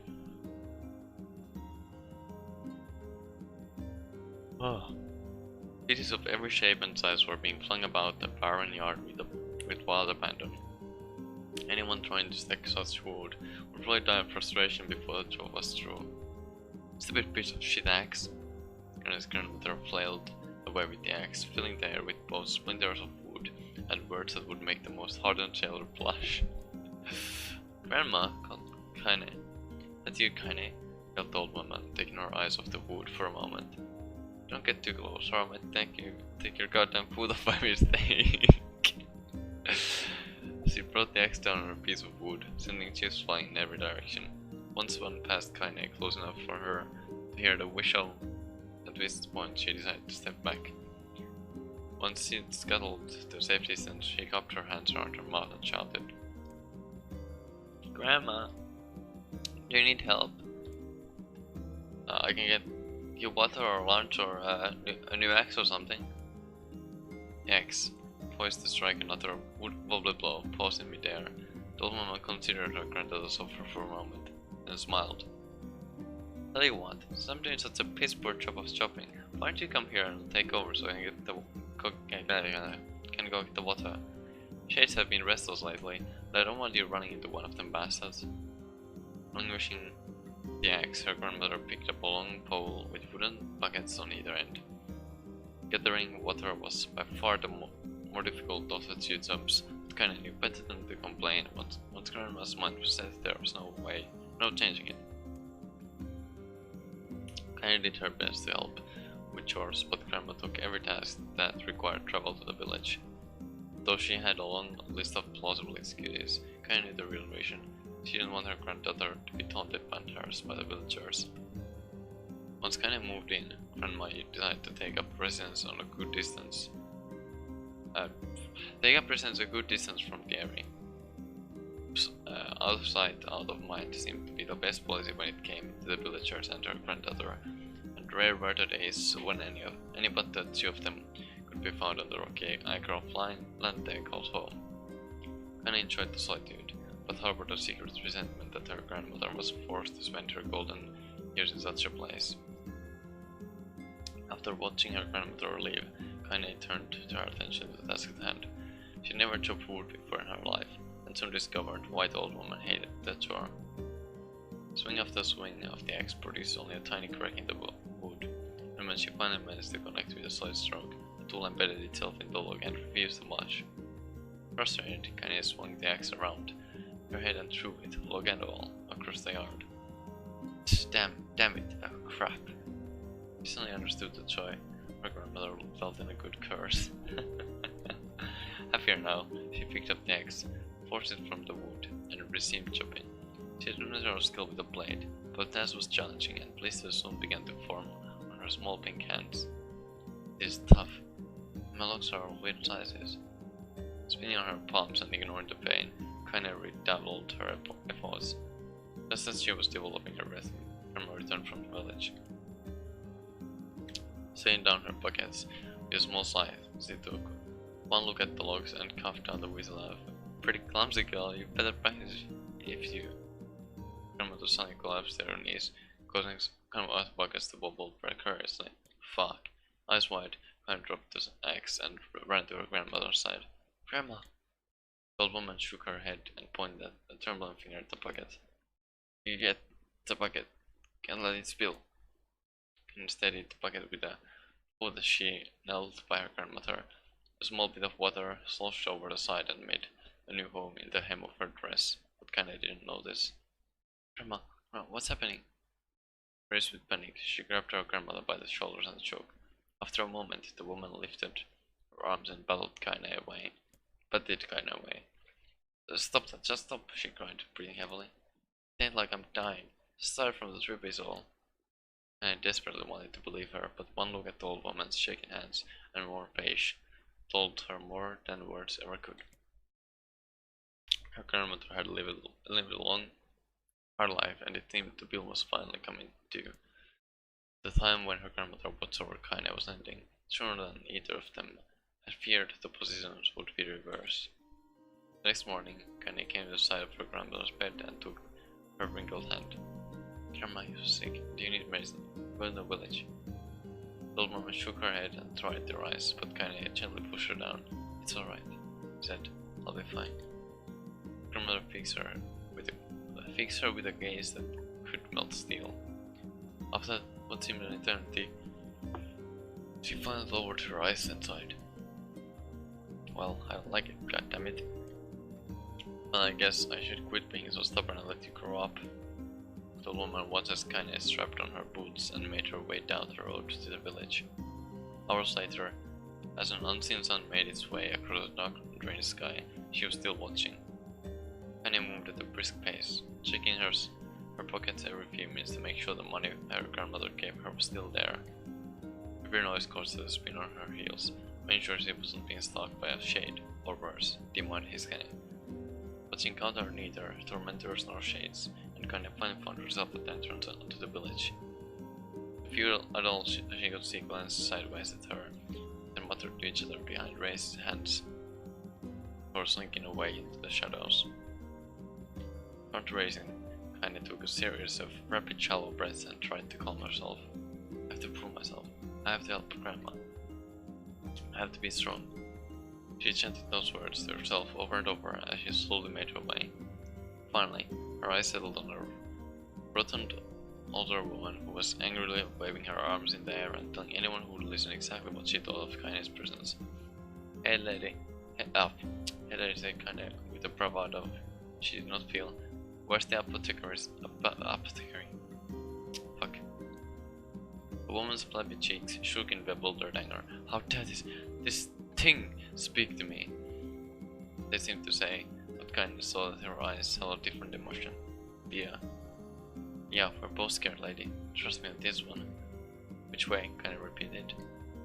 The woman pointed at a small building to her right before hitching up her dress and stumbling off in the other direction. Kaine cringed, expecting a stone to come flying from the assembled crowd, but none came. Her mind was filled with a strange sense of pride as she made her way to the apothecary, but the new emotion had little time to take root, for as soon as she opened the door, she noticed a familiar customer at the counter. It was Timo. He clearly been sent here on some kind of family errand, because his gang of followers was nowhere to be found. Like, he sputtered. What are you doing here, freak? The insult was delivered without force, and Kaine happily ignored it. Stretching on tiptoes to see over the counter, she asked the shopkeeper for the medication. Ha, fuck that. Did the old bitch finally kill over? Are you fucking serious, dude? Go to hell, Timo. The boy's eyes grew so wide they seemed ready to fall out of his head, but before he could let fly a comeback or burst a punch, the apothecary told him to knock it off before he kicked him out of the store. Timo slunk out of the shop, cursing Kaine under his breath. Once he was gone, she allowed herself to breathe once more, taking a brief tour of the shop while the owner prepared her medication. Countless tiny bottles filled with cramped store. What? Each with a label written in some indecipherable language, an ocean of armor's solid her nose, creating a scent that was exotic but not altogether unpleasant. Seeing such a variety of supplies gave Kaine a sense of peace. Surely, in a world so vast, there would be a place that she could call home. On the far wall behind the counter rested a portrait of a stunning young girl. The picture had once contained bright, vibrant colors, but time had worked its cruel magic, and they were beginning to fade. The beauty of the work, however, remained undiminished. You like that picture? Kaine turned to find the apothecary with a small vial of medicine in his hand. His eyes were gentle but sad, and they seemed to stare through her and into nothing as he spoke. That's my daughter. I sketched it when she was just a little girl. She's been dead a long time now. I didn't know how to respond. She just stared at the portrait and tried to come up with the right words. Pictures are wonderful things, continued the shopkeeper. They let the ones closest to you live on forever. He shook his head slightly and looked down at Kaine and smiled. Handing her the medicine, he reached into his sizable green apron and produced a handful of old-wax crayons. You should have these. There's no one left that I wish to draw. And it took an instinctive step back, causing the shopkeeper's face to darken. Yes, I've heard the rumors all about you, he said. It's a small village and word travels quickly. Between you and me, I'm not sure which of them to believe, but I also don't think they matter much. I know your grandmother, Kali, and I think the way she was driven out of this town is just deplorable. His name's Kali, said Kaine suddenly. She was still mulling this new fact over in her mind as she reached out and gently took the crayons from the apothecary's hand. Your grandmother is an old friend of mine, he said as Kaine is going to weigh it again, and I owe her much. I wager she would like it if you drew a picture of her. Yes, I think she would like it very much. Kinda murmured a quiet agreement, but inside her heart was bursting. Never before had a villager treated her with anything but complete contempt. It was a tiny, almost imperceptible step, but it was a step nonetheless, and with enough tiny steps, she might one day discover the rest of the world. When Kanye returned home, she found her grandmother asleep in her bed. Her feet were blackened and raw, even bleeding a bit in places. I think kind of think that she had been pacing around the room until exhaustion finally caught up with her. She placed the medicine on her grandmother's pillow and gently found the old woman's hand that's around her arm. "Back already, are you?" asked her grandmother with a yawn. "Come here, let me have a look at you." Grandma sat up and examined Kanye from head to toe, finally satisfied that nothing terrible had befallen her grandchild. She leaned back and allowed herself to relax. "Well, how was it? Does Bastos give you any trouble?" "It was kind of fun," said Kanye with a small smile. "No, seriously, it was." "Fun, eh?" asked her grandmother in a voice which implied she believed anything but. "Uh-huh. Sometime you need me to run an errand, just let me know." As she spoke, Kanye removed the crayons from her pocket. After a brief explanation of their source, she informed her grandmother that she was going to sketch her portrait. "A portrait of me? Ridiculous. No one wants to stare at the wrinkled old crone." "But Grandma, it'll make you live forever." "Oh shit," said her grandmother, throwing back the sheet from her bed. "Live forever would just piss me off. I'll put those crayons away and help dinner." And I would not relent, and in the end, Grandma found herself leaning against the wall of their house as if posing for a master artist. Kanye took up the crayons, eyed her subject carefully and set to work. Just as her grandmother was about to nod off, Kanye finished the piece. After staring at it for a bit, she raised it from her grip and let it slowly drift to the floor. "Terrible, it doesn't look like you at all." "I'm sorry, Grandma, I thought these crayons would, make drawing easy or something." The old woman's eyes narrowed at her granddaughter's disappointment. "Be the judge of that," she said, ignoring the pain in her back and reaching for the paper. The sketch could have been a person's face. It also could have been a boulder, a lump of clay, or an engraving. Or incredibly misshapen loaf of bread, all rendered in a chaotic array of colors. The old woman stared at the picture for a long time, and slowly whistled a laugh. "Oh, Kanye," she said between laughter. "You truly are my blood. You're as clumsy as me, and I love it. But, hush, I won't hear any more about how ugly you think it is. It came from the heart, and I'll treasure it always." True to her word, the old woman gave the picture a place of honor above the kitchen table. In the days that followed, Kanye would often catch her staring at the portrait with a strange smile on her face, an action she interpreted as silent, mocking laughter. A week later, Kanye could stand it no more and asked her grandmother to take the artwork down. "Hush," said the old woman. "I'll take it down when they roll me in my shroud." She pondered this for a bit, then turned to Kanye and dropped to one knee. "Listen to me, girl. Seeing this picture makes me happy in a way I've never felt before. It makes me want to go on, so that someday you can feel the same happiness." It was a moment that burned itself in Kanye's memory. A perfect blend of pride and love and joy that came together to form a lifelong remembrance. He swore to never forget this moment, and never forget the old woman who had made her place in the world possible. Time moves on. People and memories move in and out of life like ghosts passing through a hall. But this moment will be different, Kanye swore, because I will remember it forever. Forever. Oh my god. Ah, my throat. Fuck. Surprise. Okay. Kanye listened to the sound of crackling firewood and stared at the black object on her plate. She'd been pushing it around the wooden disc for a good 10 minutes, ignoring the bemused stare of her grandmother. Finally, she summoned her courage and gave the object a brief sniff. A sharp, bitter scent pulled up her nostrils and made its home there, causing her face to twist with disgust. Grandma, I can't believe you want me to eat a bug. The old woman threw some more wood under the cooking pot and snorted. It's no bug, you fool girl, it's a berry. What the hell would I be feeding you bugs? Yeah, well, it sure looked like a bug, said Kaine. I think it's bird or something, because it smells terrible. With that, Kaine held her nose and threw the berry in her mouth, chewing as little as possible. Oh yeah, that's terrible, alright? My little brat laughed. Oh. Look at the sass on you. You've been spending too much time with me, and that's a fact. 5 years had passed since the moment when Kaine's grandmother saved her from the bullies. This is often the way with the two stubborn people. Their relationship had grown in fitness thoughts, but moved forward all the same. Yes, it used to be somber affairs were now filled with laughter and hurled abuse in equal measure.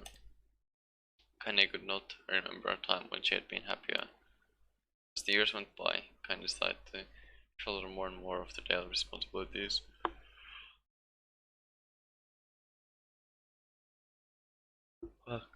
Oh, god damn it. Her grandmother's legs grew weaker by the day, and she could no longer do many of the chores she used to take for granted.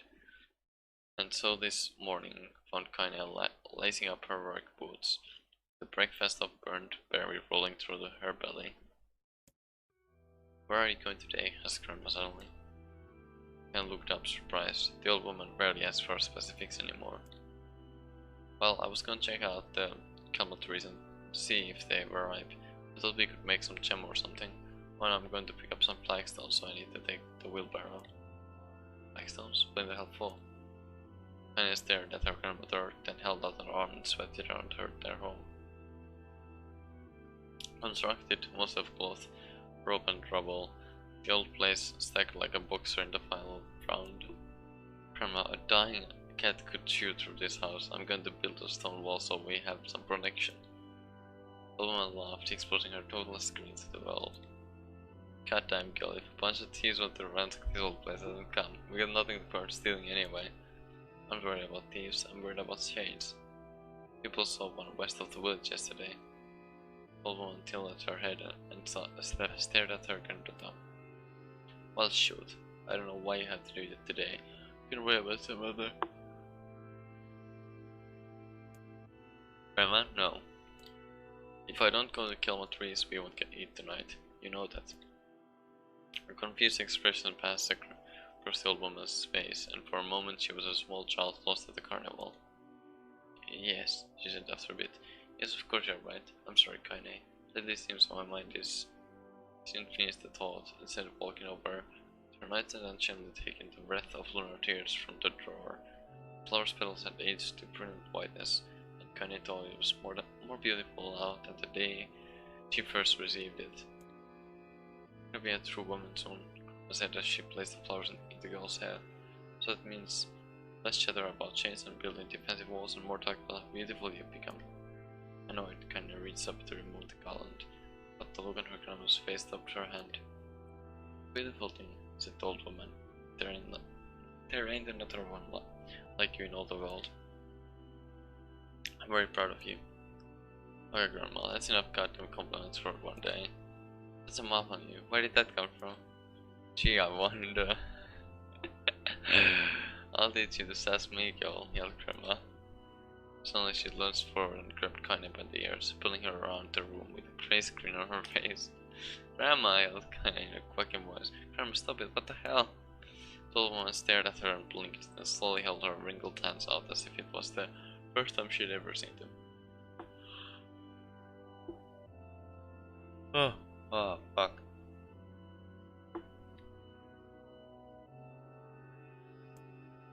Oh my god. Eyes are watering because of the yawns. Hold on.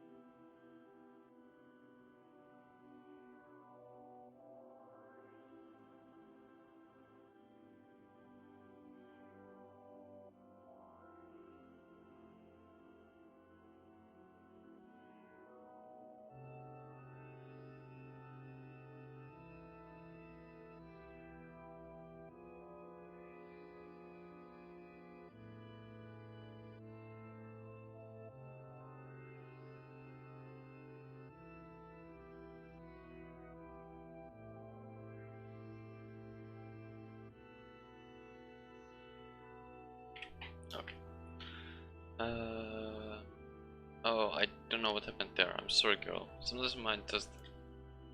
And I thought the look on her grandma's face was the most heartbreaking thing she had ever seen. Then she began.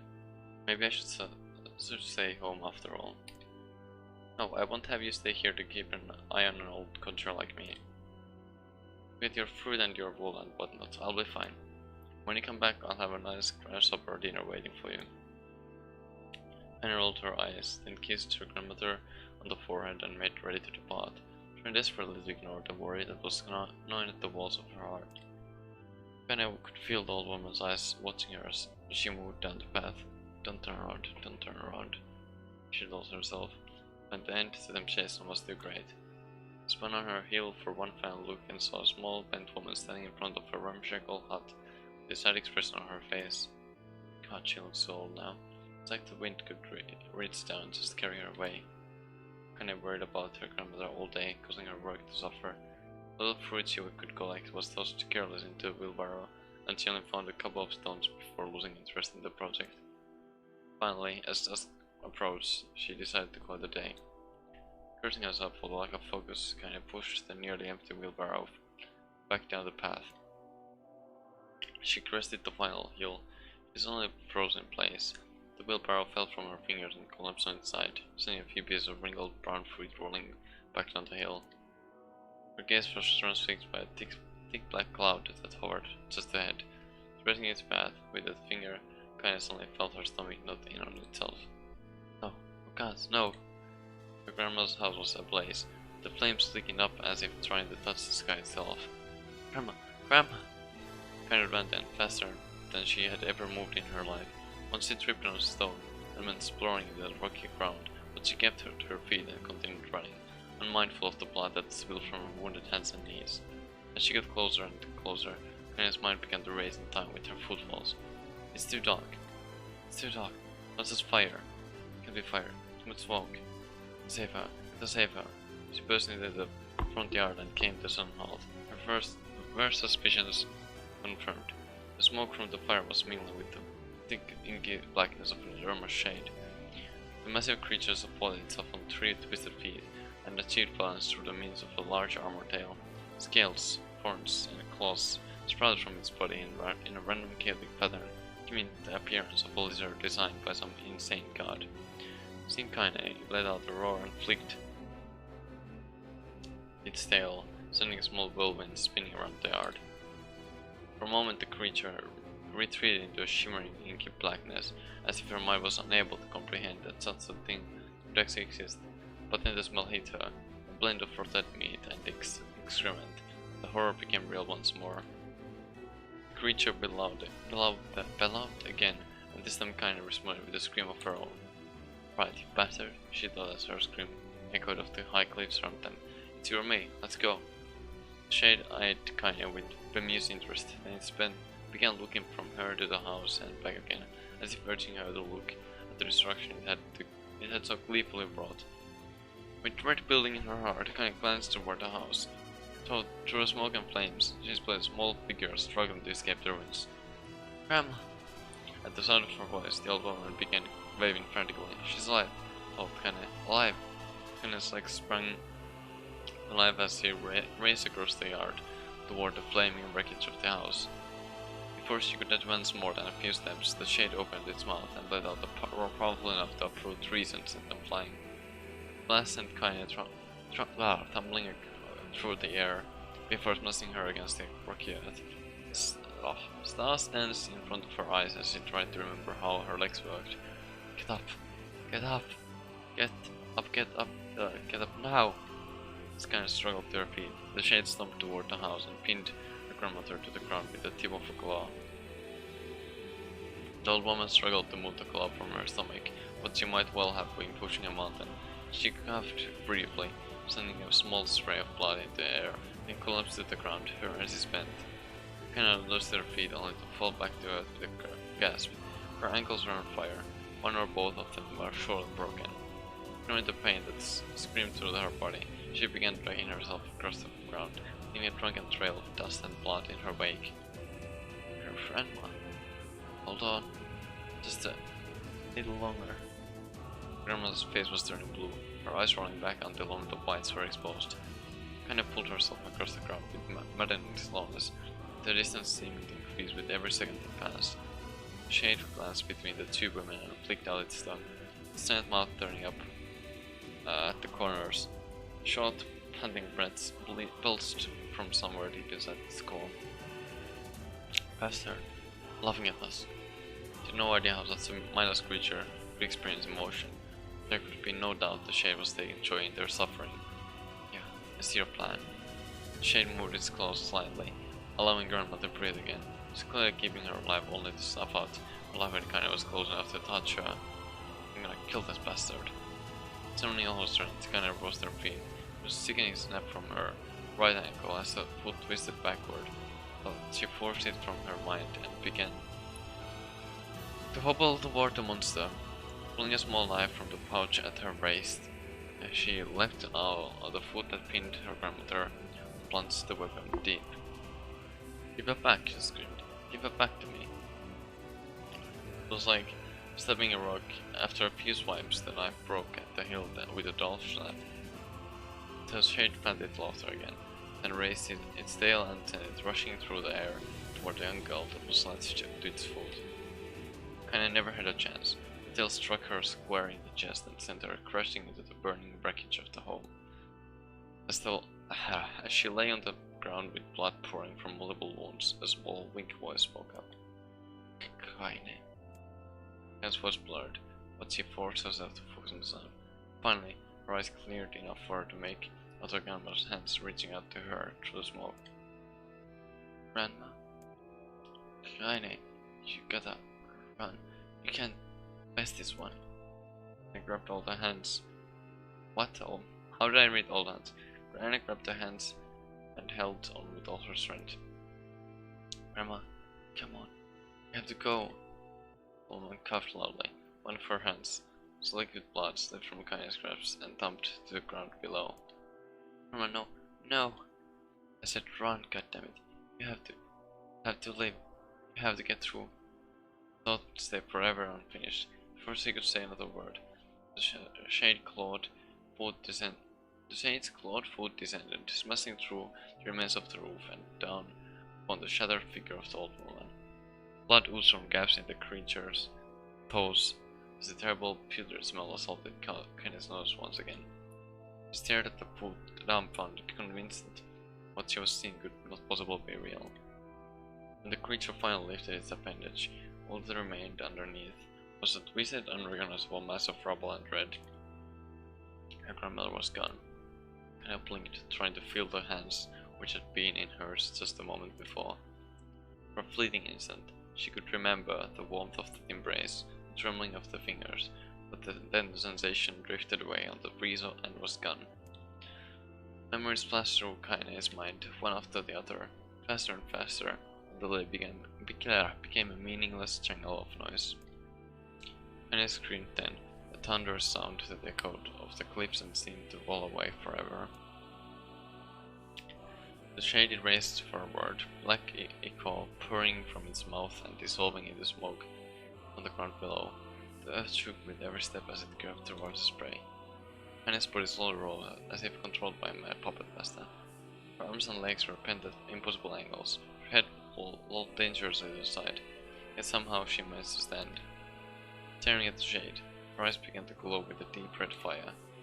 The creature, so confident as moments before, took a slow, hesitant step backward, trying to discern if this broken human could possibly pose a threat. Kaine seized the moment.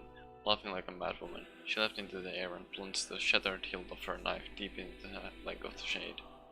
The shade shook Kaine off like a fly, sending her crashing to the earth once again. Her chest rose and fell slowly, as if a great weight were resting on it. Moist sounds of pain echoed through her mind. Something warm and thick oozed from her ears. It's that blood. Look at this. I'm bleeding to death. No, can't die. Grandma told me to live. Deep inside Kaine's mind, something finally broke. The sound, the pain, the smoke and flames, all of it faded away until all that remained was a single incantation repeated over and over again. Kill it. Kill it. Kill it. Kill it. Kill it. Kill it. Kill it. Kill it. Kill it. Kill it now. The spark that was Kaine slowly began to flicker and die. She felt her desire to kill and her desire to live blend into one. The distance between heartbeats grew longer and longer and longer. Oh jeez. Okay, I guess we're done with reading.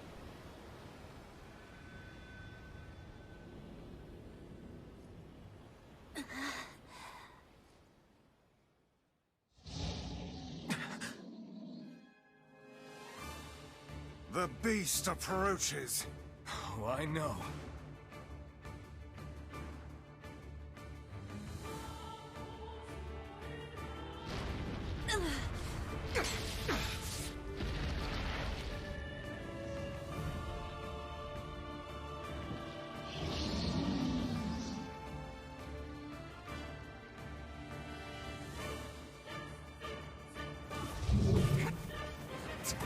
Oh my god, I'm trying to adjust my eyes because I was reading and now I'm having to actually play the game again. What anger this creature must have. How did it even survive these past 5 years? I'm not gonna let this happen again. It dies today. My sword feels lighter. It's not the blade but the skill of the user. Strike it down.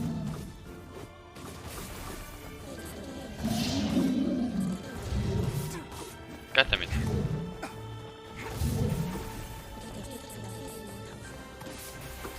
Oh, one hit.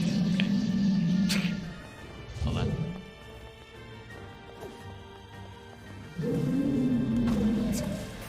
One hit. Okay. Guess we're kind of OP now.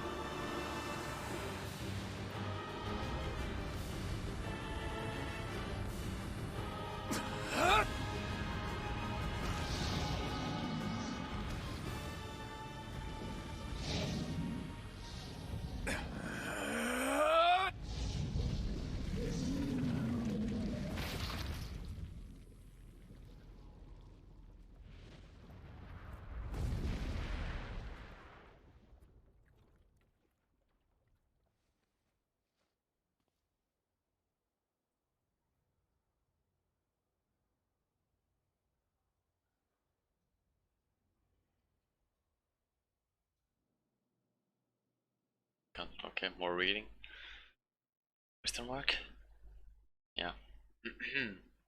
Gently, weakly, softly. Shane saw that his tormentor was dead, turned and stomped off toward the horizon, stopping along the way to bellow one final roar. Couldn't kill it. Shamed beyond imagining, Kinda tried to turn her head to the side, but only succeeding coughing up a huge gulp of blood. It was getting difficult to see, and only after a moment of fierce concentration did she realize that her left eye was gone. Laughing to herself, she turned her remaining eye to the ruins of her home, and noticed a ragged stump of farm resting a few feet away. Yeah, that's mine, she thought with a mad giggle. It's gonna make clapping a real bitch. Ha! Cried a sound voice from the depths of her mind. Finally gonna die, are you? Well, you had it coming. Go to hell, Demo, she thought at the unseen assailant. Before I pluck out your eyes and feed them to a dog. The voice of her childhood terror evaporated in smoke, and to be replaced by another, more recent voice. Hold still, said the apothecary, materializing from the ruins like a ghost. I want to draw you. That way you can live forever. No, stop. I don't want to live forever. Die right here. I see. But, well, if that's what you want. The spectral shopkeeper fluttered in and out, fixed it for a moment, and produced a piece of paper and sketched quickly. After a few seconds, he turned to page Kaine and smiled. As you rejected my offer, I decided to draw someone else. It's a big shot for grandmother. Viola's life. Kaine opened her mouth to thank the man, but stopped as the picture began to blacken in the middle. Before she could say anything, dozens of multi-legged insects began to swarm across the image, tearing at it with sharpened pincers. Oh shit. Stop, no, don't hurt that picture. Kaine reached out with her remaining arm, waved feebly at the air. To her surprise, the insects fell off the picture and to the ground below, where they vanished in the tiny black tendrils of smoke. Relieved, Kaine turned her good eye back to the picture, only to open her mouth in a silent scream. The skits now showed her grandmother as she truly was, a smashed, unrecognizable lump of nothing. Ah, Opposite smiled and broke into joy. What the fuck? Oh my shit. See that? He cried as he danced his duke. It's perfect now. She looks just like you. Ha ha ha. Cha cha cha cha. I look like that. God, oh god, I'm gonna die. Die. Drowning in despair, kinda laid her head back into mud and smoke of a ruined house and waited for the end to come. Just before she let everything go, an unfamiliar voice began whispering in her ear. Ain't you got a wish, sunshine? The voice was vulgar and fierce at the same time, as if insanity had somehow found a way to take form. Kinda wanted to scream as the voice crawled under her skin, but her lungs refused to work. You know, a wish, like a prayer or something? Why don't you get on your knees and start praying to heaven? Please, invisible man in the sky, save me, save me. Mina finally resorted to shouting at the voice with her mind. I don't make wishes, they don't come true for me. Curse, a freak. I should be left to die. Other voice boomed in her ears. Bwahaha, oh god, you're the best. Kinda glanced down and saw a black shiny substance oozing from her legs. She tried to brush it away, but the remaining arm would no longer respond. The substance slowly grabbed her on her feet and began moving up toward the rest of her body. This is death. This is what it's like. The moment is losing itself. She could feel the slime oozing upward, feel the hot, staring pain it left in its wake. Whatever else might be happening, she was still alive, and this was real. Come on, said the voice, let go. I tried to ignore the voice and concentrate on the pain, but the newcomer would have none of it. Don't you know me, sunshine? You're ready to give up, ready to die, so finally let me have it. What? Your body, come on, give it to me, give it to me. I want to stand on the ground, I feel the rain, taste the wind. The voice paused as if licking its lips. When it resumed, it was filled with mad, unabated joy. And I want to take your hands and use them to choke the goddamn life out of people, or tear at their throats and bathe in the blood, just like before. Her response kind of shifted her head and vomited. The warmth of it crept down her front and mingled with the pain of the encroaching black ooze. Are you ashamed? Kahaha, yeah, maybe. What of it? Slime reached her face, crept out past her nose, and slowly oozed in the socket of her missing eye. One minute touched her brain, kind of struck by the most powerful sensation she'd ever felt in her life. It was ecstasy. She wanted to scream with delight. All she could make was a small, whispered moan. It's good, don't it? Asked the voice with a chuckle. Yeah, what can I say? I know how to please the ladies. Now give me the body. Come on, give me the body and I'll give you more of this feeling. It's a fair trade. The black lump began to protrude from Kai's side. She watched it grow longer and thicker, eventually taking the form of her missing arm. See better, she thought. I must be run back too. The slime reached up to envelop the rest of her face, but she managed to brush it away. Stop, he whispered, marveling at how she had regained her voice. Stop. Blackwood hesitated, as if considering this request, and quickly shimmered down her body before disappearing in a cloud of smoke. Now what the hell, sunshine? Screamed the voice. We had a deal, I thought you wanted to die. I said, can't die yet. A brief image of her grandmother, bloodied and broken, flashed before her eyes. She saw the shade that had killed her, and heard its smoke and laughter, then closed her eyes and forced the image from her head. From her mind, her whole body was quaking with rage. When she opened her eyes again, they burned white red. That thing took my grandmother. I have to kill it before I die. Penny glanced down and saw a mysterious pattern. The pattern of the shades burned itself into her left arm. Well, I'll be damned, said the voice cheerfully. Look at that, sunshine. You and me are gonna be good friends now. Kinda stared intently at her arm. The more emotional she felt, the more the letter seemed ready to puncture her skin and begin infecting the rest of her body. The arm clearly had a will of its own now. Stop. Stop. Holding her left arm in her right, Kinda took a deep breath and tried to calm herself. Come on, don't fight it, pleaded the voice. Hey, it's my favorite dish, and I'm hungry. Let go. Feel the anger. Burn with the fire of revenge. Just for blood, then go out there and... Shut up and get the hell out of my body. I'm actually curious about something. Hold on.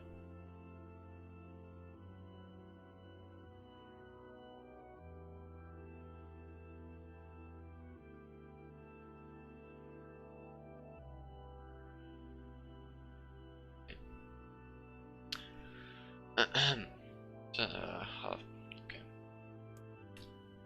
Your body? Oh, that's rich, Sunshine. Real rich. But why don't you just go up and die so I can have this body all to myself? What do you say? I bet those bodies of yours in the area would love to see you dead. And I grabbed a nearby shard of glass and tried to saw off the shade infected portion of her side. Pretty good. Darkened left arm grabbed her wrist, crushing it. And I screamed and dropped the shard as the sound of bone crunching on bone filled the air. Ha ha ha. Zippity girl. You're possessed now, Sunshine.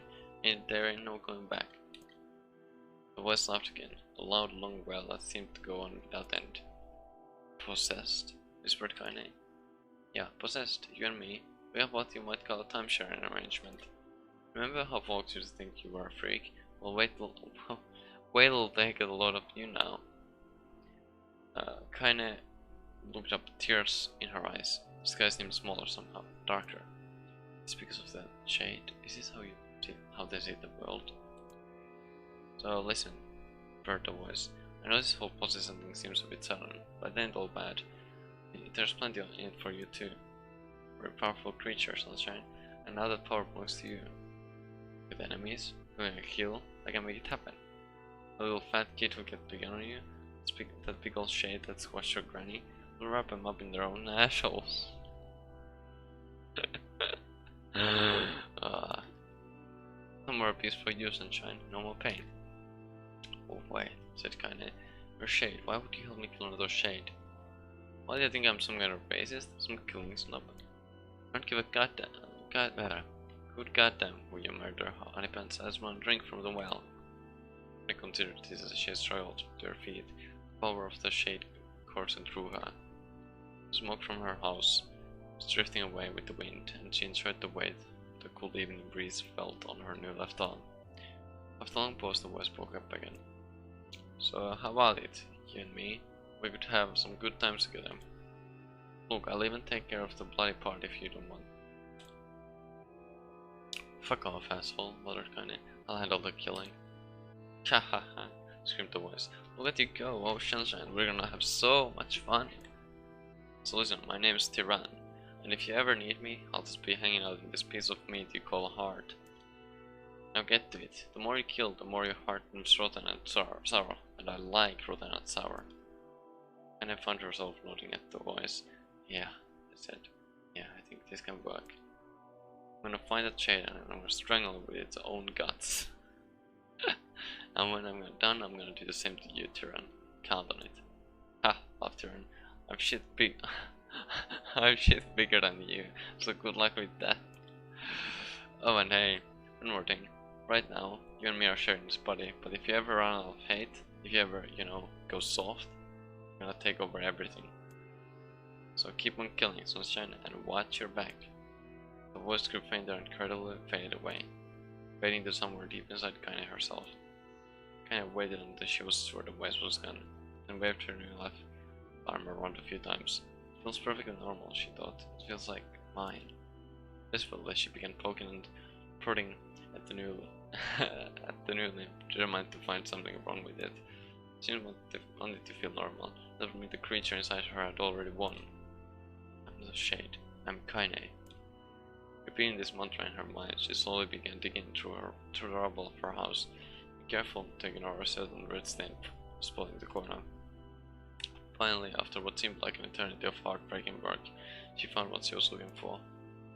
It was the breath of more tears.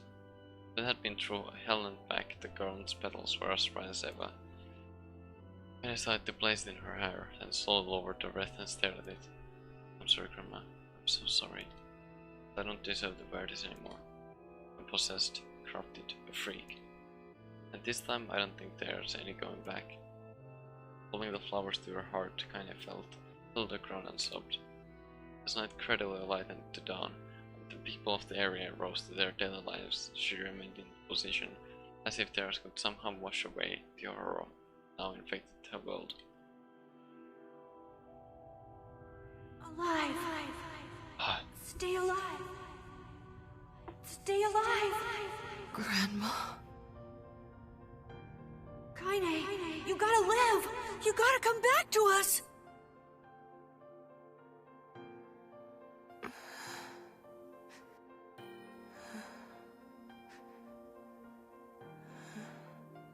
Oh, hey.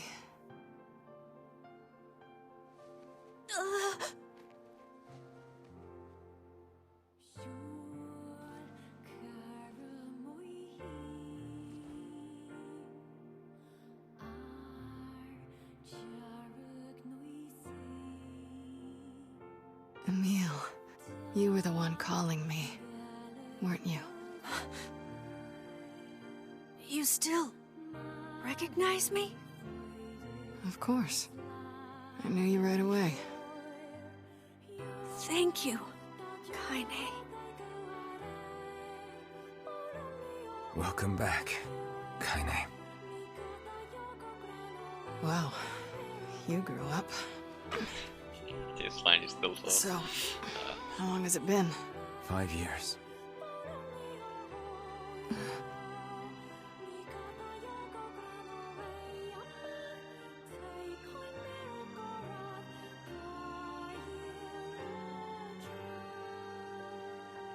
Shit. That's a long time. Any luck with Yona? We are still no closer to finding her. We need a way to locate the Shadow Lord. By the way, this is for you. Is that a lunar tear? It's not as good as your grandmother's, but I tried. No, it's great. Thank you.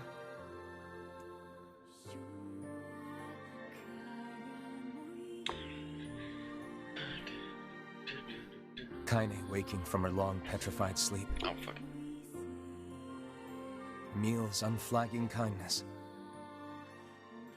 Our reunion was a happy one, and we let it wash over us like rain. That is, until Devila and Popola had to go and ruin it all.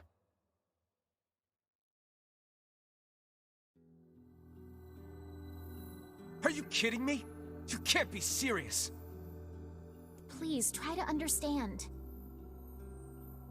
People are tired and scared, and I'm sorry. I'm sorry you have to bear the brunt of that. This is crap, and you know it! It's okay. We can sleep outside. No one's sleeping outside. You and Kaine saved this village, and now they want to run you out? People are afraid of us. And really, I understand. I mean, look at me. As long as you're still with us, I can deal with it. Right, Kaine? I'm used to sleeping outside. But... We'll see you later. Sorry about this.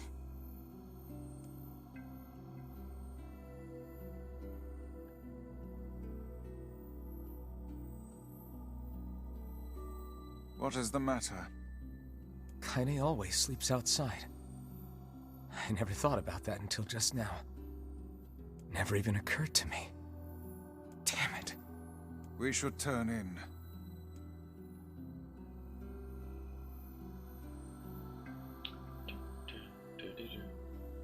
I didn't get much sleep that night. For the first time in my life, I hated Devila. For the first time in my life, I doubted Popola. But those feelings are pointless in the end. They said and did what they did for the sake of the village. To protect it from the horror of the Shades.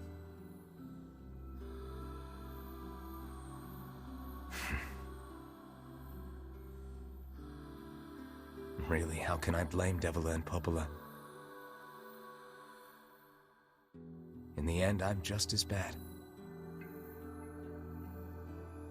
Because I never once stopped to think about Kaine and Emil's situation myself.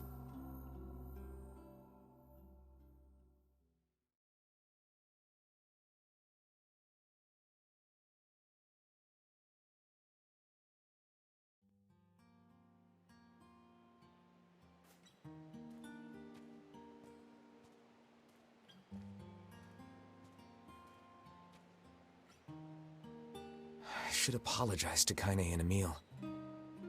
But what good would that even do? I got a fire going, Kaine. Wait, is that... Good. Campfires are weird, aren't they? Feel like I could stare at the flames forever. Well, don't get all googly-eyed and catch your clothes on fire. Obviously.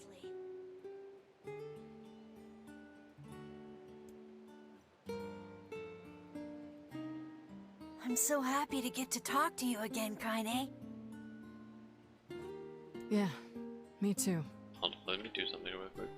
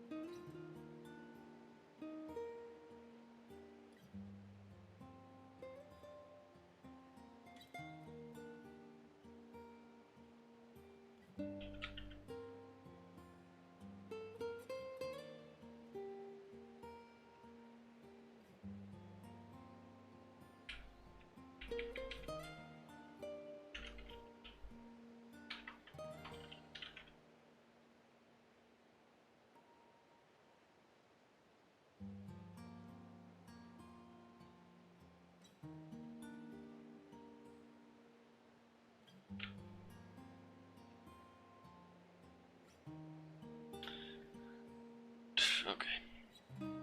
I tried everything I could think of to save you, you know. I polished you with a special cloth. I poured warm water over you. Wait, you poured water on me? Yeah, but it didn't really do much except make you all shiny.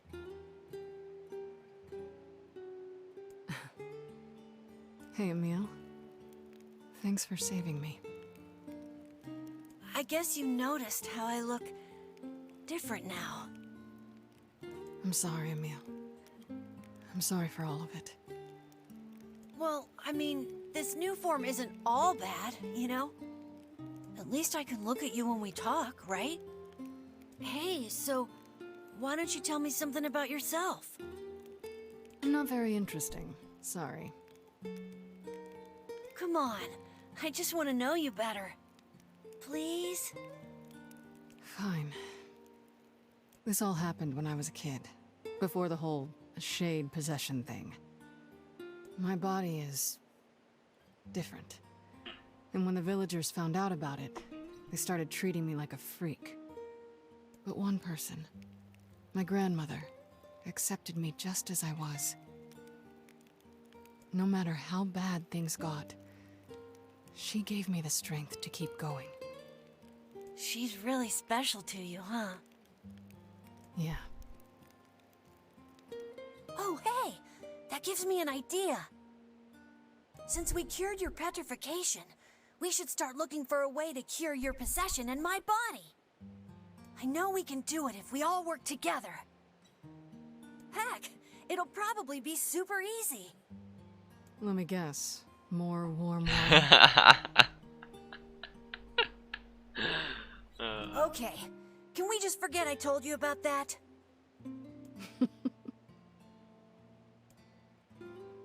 It's so wholesome, to be honest.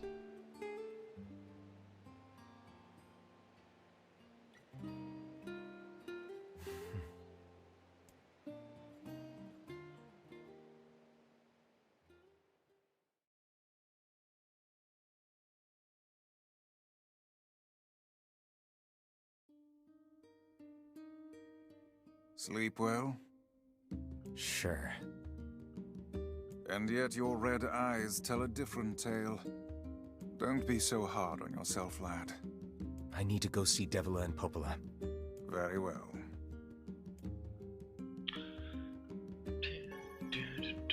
Oh, gold seeds. What might that be? It's Mom's diary. Oh. I have not heard you speak much about your mother. She got the Black Scrawl and died when I was little. My apologies for bringing it up. It's all right. I can barely remember her face anymore. This is the only thing I have left of her. Reading it helps remind me of when we were still a family. I see. But the final entries get a little strange. In what way? Well, here, take a look.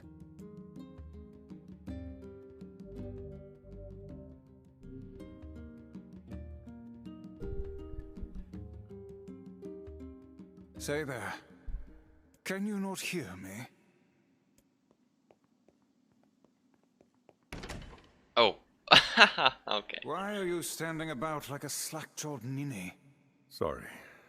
Felt like I was dreaming or something. Sleeping on one's feet is quite the talent indeed. Come now. There's the door. Right. Let's go.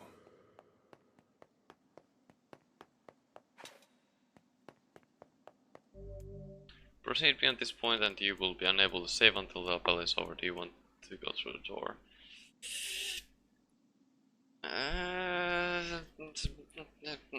Fuck. I don't know how long it's gonna be, but...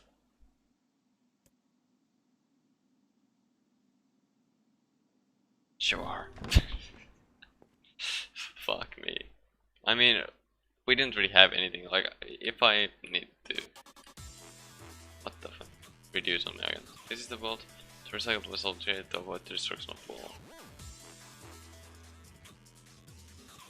Okay. What?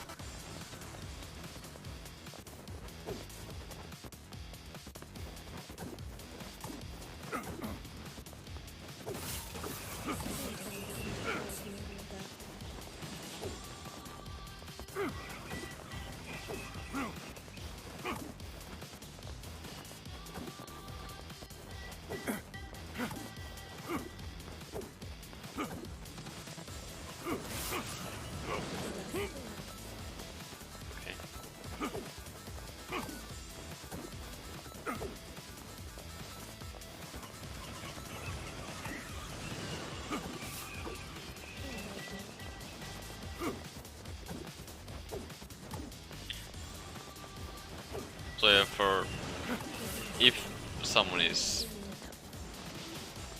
in the dark, this is NieR, and this was the version of the protagonist in the Western release of the OG.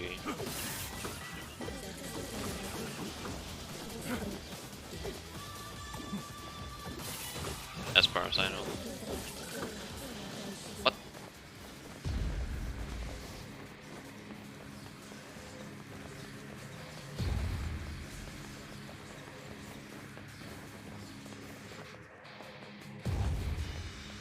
Where do I go? Oh, like this.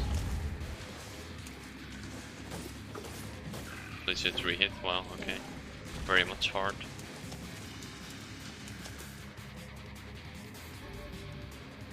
Based on 3 times 3, okay. Sure. Black Scroll, Lost Destiny, a white book of false truth.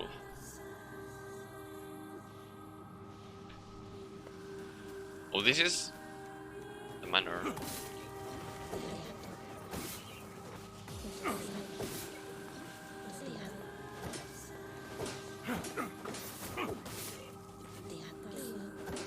This looks so weird, like what the fuck, dude?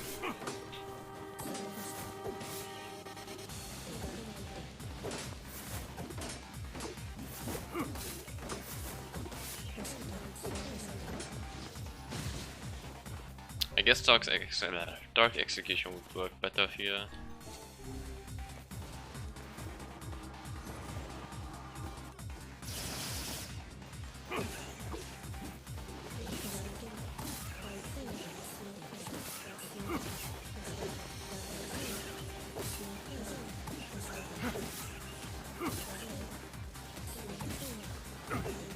God damn it.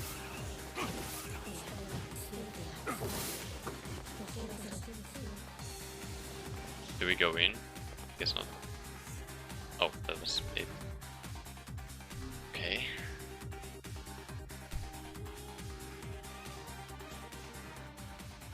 Soldiers of South Collingford while white at their legion, those who plunged the belt into the darkness. Oh, the library, okay.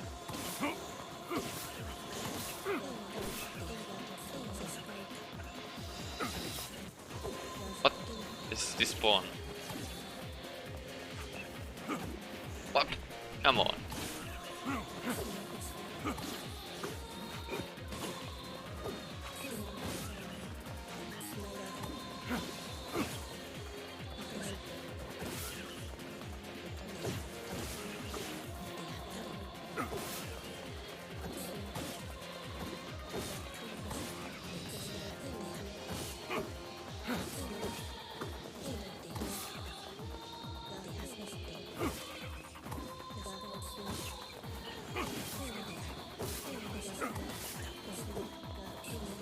Oh my god.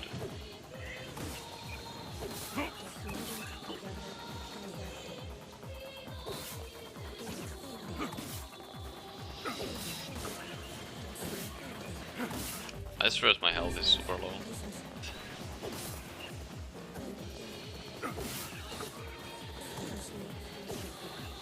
Dude, these spawning ones are annoying as hell.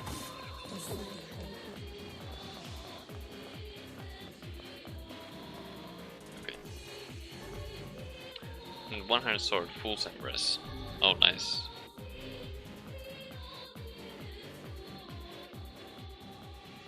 Dragon's corpse brought death to the world, delivering unto it the power of magic. Oh, this is at the... yeah, this is the yes.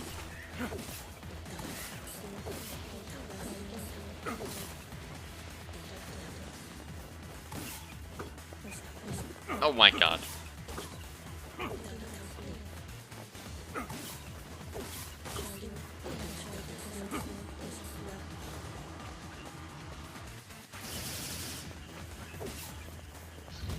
Oh, hi.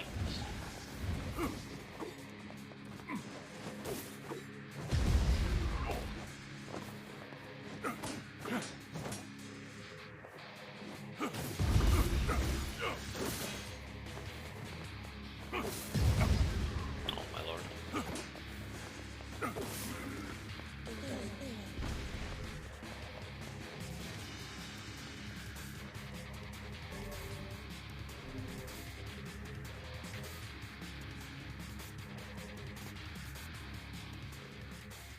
The black sickness stains the future, the journey to return the soulless vessels.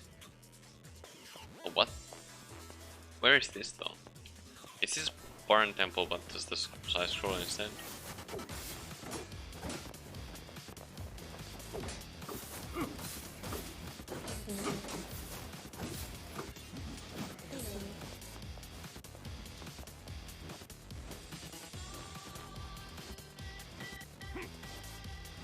Oh lord.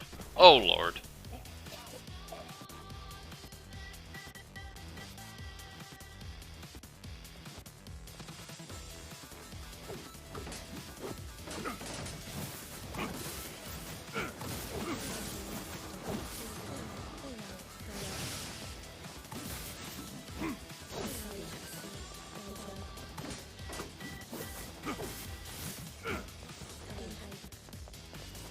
Okay. Oh.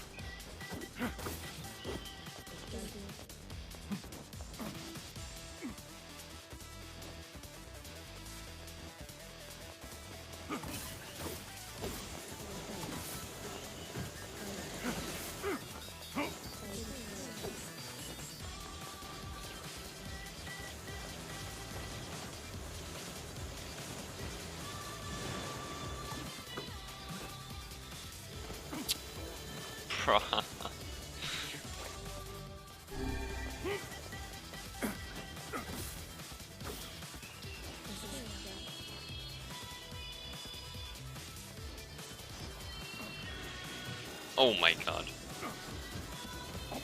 What the fuck?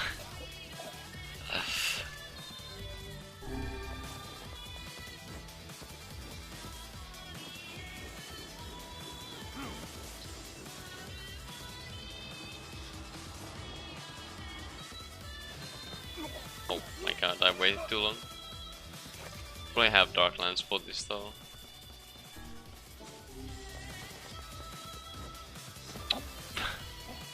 My god! Why am I such a beggar? What? Okay. Sure. Sure. Sure.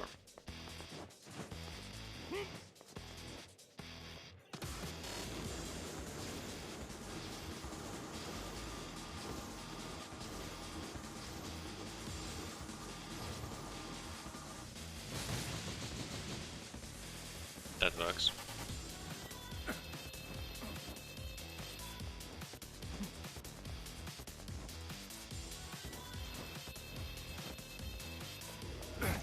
Oh my god.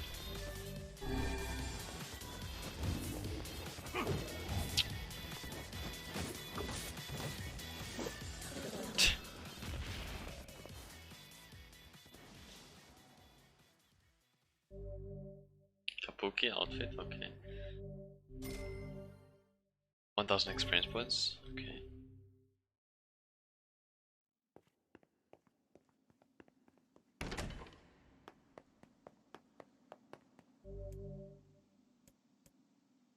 Yeah, whatever.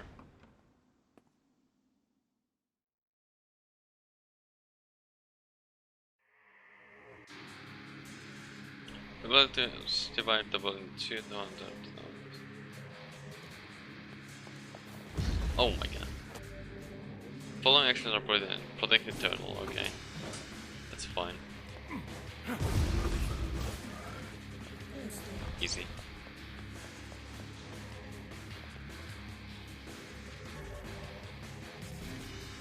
Okay. I guess I'm too OP.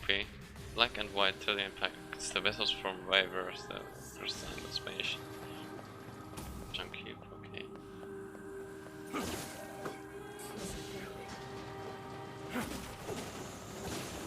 Oh lord. Oh lord. Oh lord.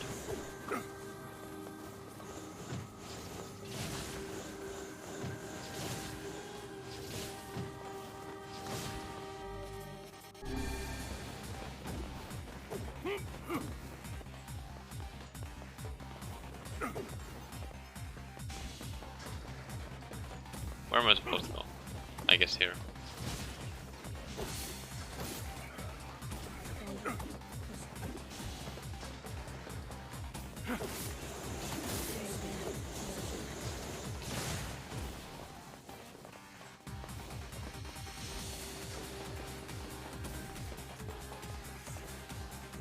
It seems we have been shut in.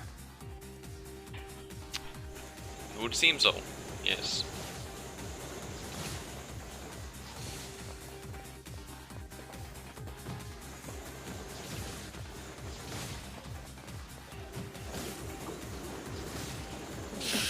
Christ.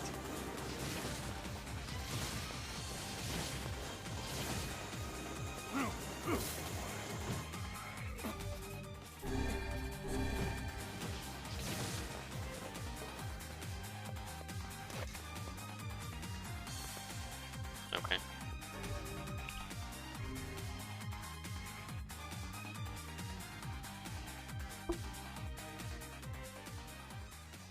Song of Man has been drowned out in its place to scream something inhuman. Oh, great.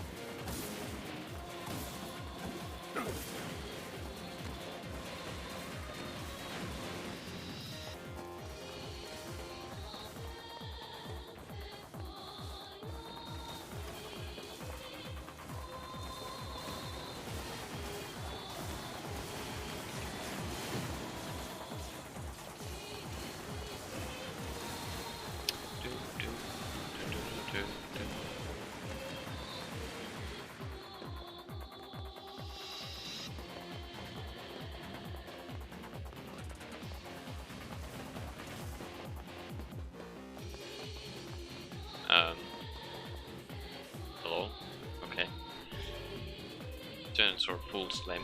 Nice.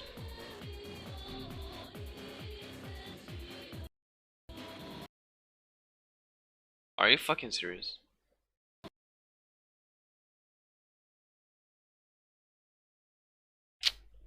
That is a very opportune time for the game to crash. A very opportune time for the game to crash. Fuck me, dude. How much do I have to redo? Fuck me. God damn it.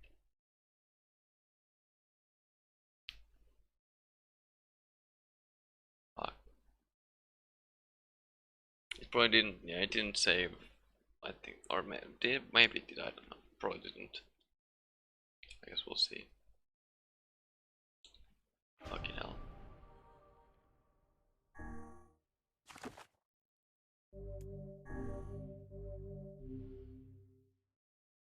It starts with a cutscene, then I'll just skip everything real quick. Yeah. Whenever I enter it. God damn it. I should save before doing the things, I guess. Ah. But I can just hold it. Okay. It's slower than my tapping though, but whatever. It's fine.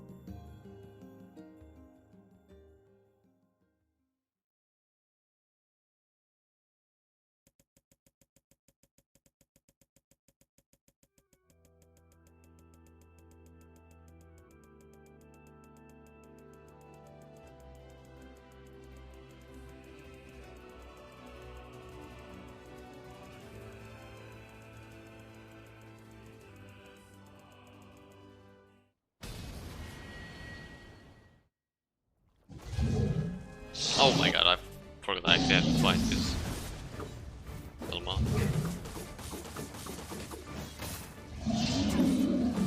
What anger this creature must have. How did it even survive these past 5 years? I'm not gonna let this happen again. It dies today. My sword feels lighter. It's not the blade, but the skill of the user. Strike it down.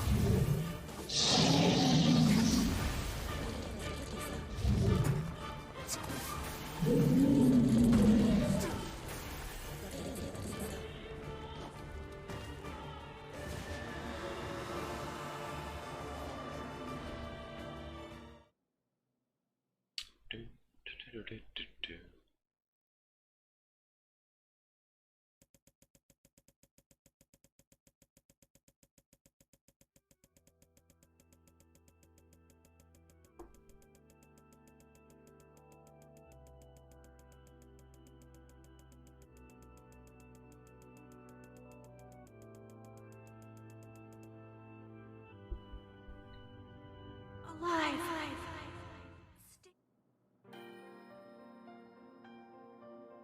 Shit.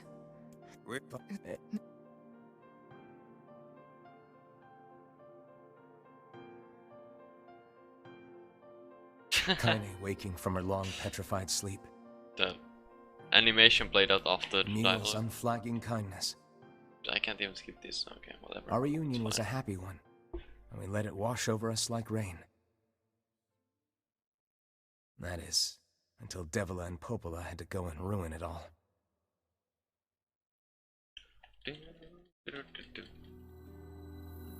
Are you this? No, you. As long But whoops.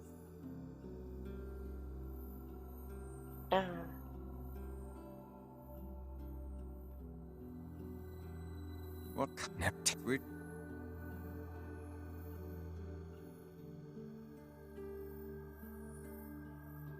I didn't get much sleep that night. For the first time in my life, I hated Devila. For the first time in my life, I doubted Popola. But those feelings are pointless in the end.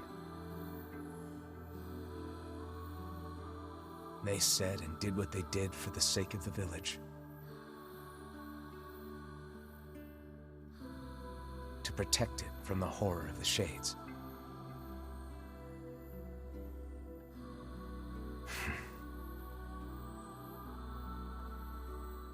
Really, how can I blame Devila and Popola? In the end, I'm just as bad. Because I never once stopped to think about Kaine and Emil's situation myself.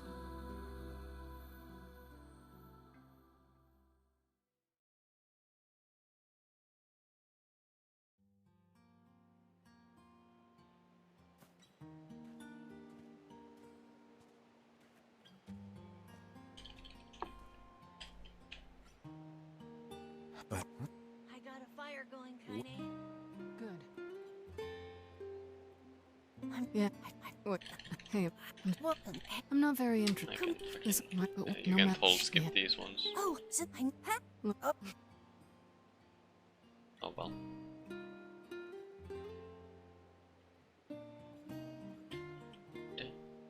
Du.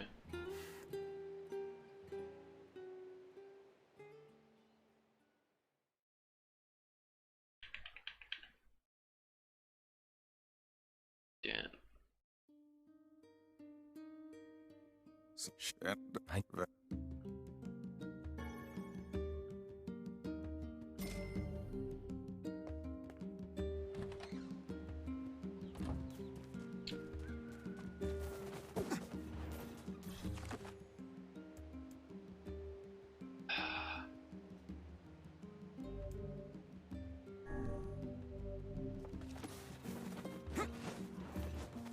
I guess what I could do is plant the flowers now, but because I got some more seeds and I didn't want to plant them before reaching any. I guess I don't know if it carries over or not. Okay, let's try and do this again. What? but what?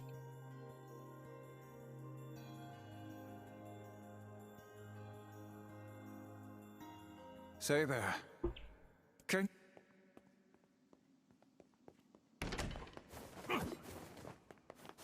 Why are you standing about like a slack-jawed ninny? Sorry. Felt like I was dreaming or something. Sleeping on one's feet is quite the talent indeed. Come now, there's the door. Right. Let's go. Let's do this.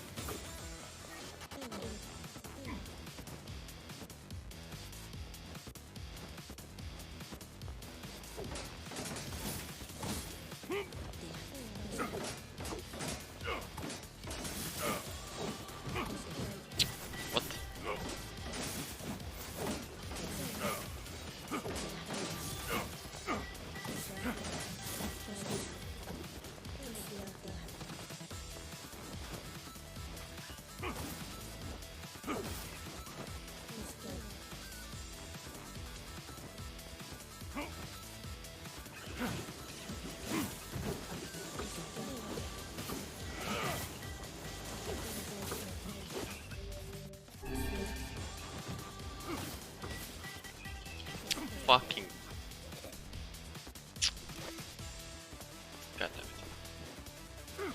Oh, jumped too far.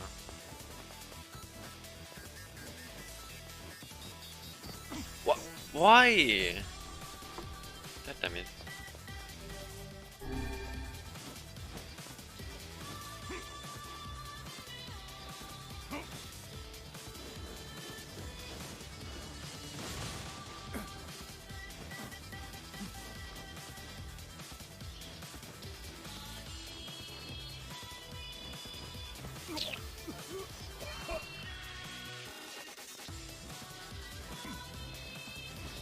That was close as fuck.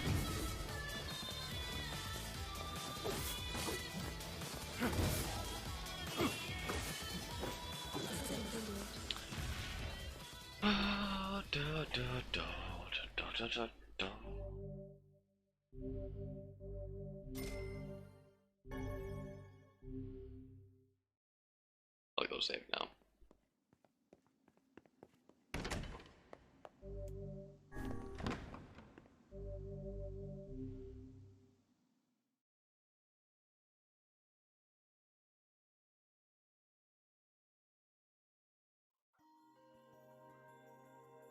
My word. Something wrong?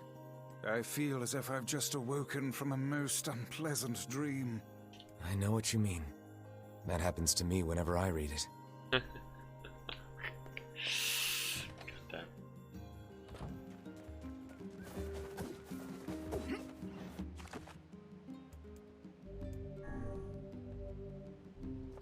Okay, time to do this again.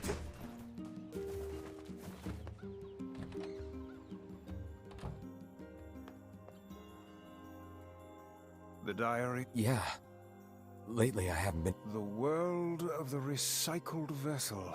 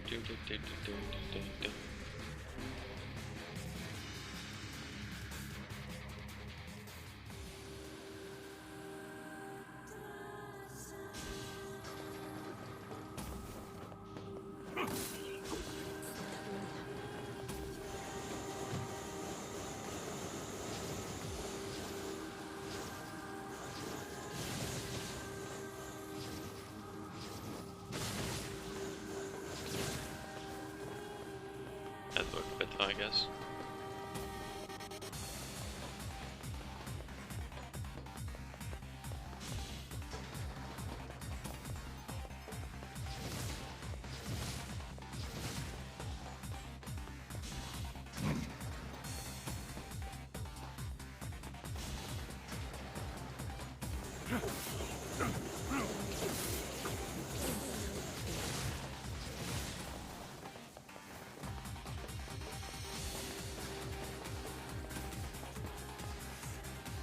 It seems...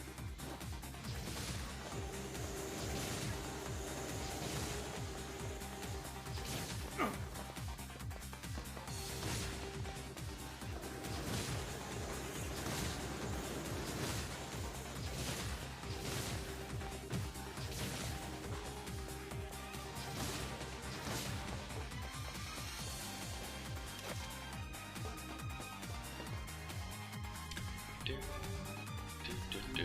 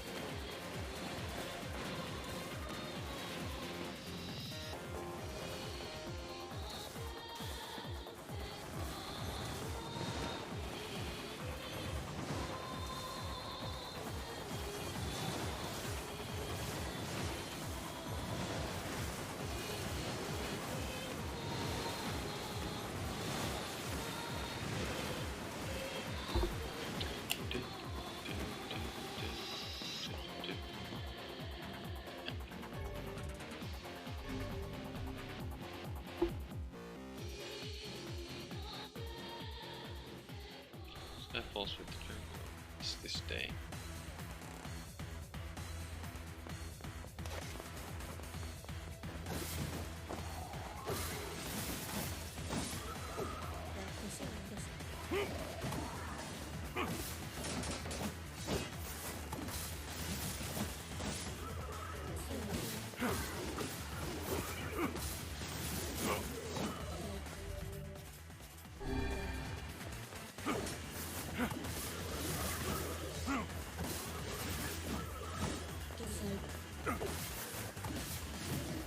Wow.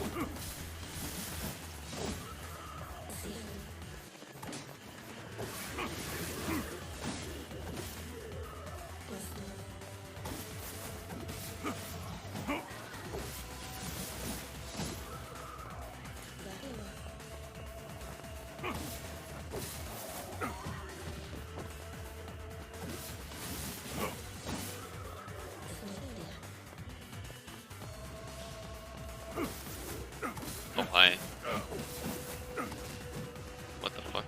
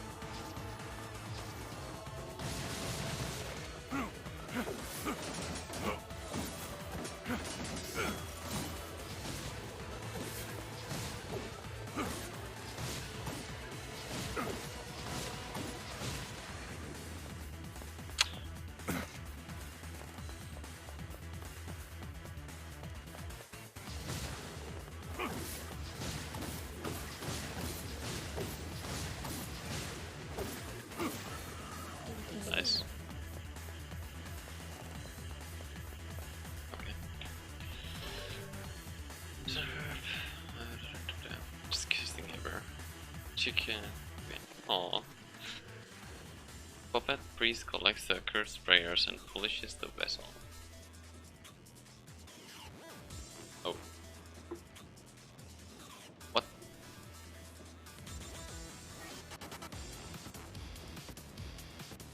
Are there enemies here? Oh, there.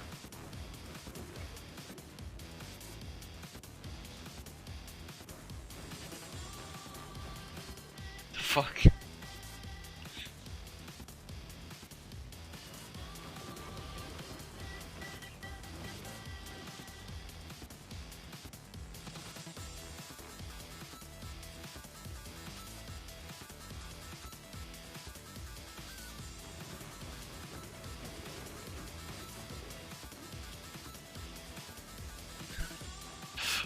Okay.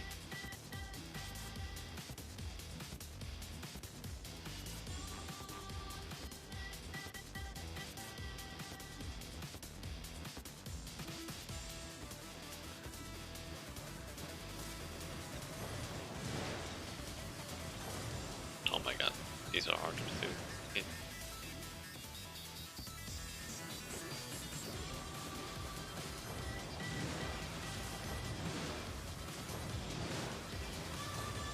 I guess I can just do that though.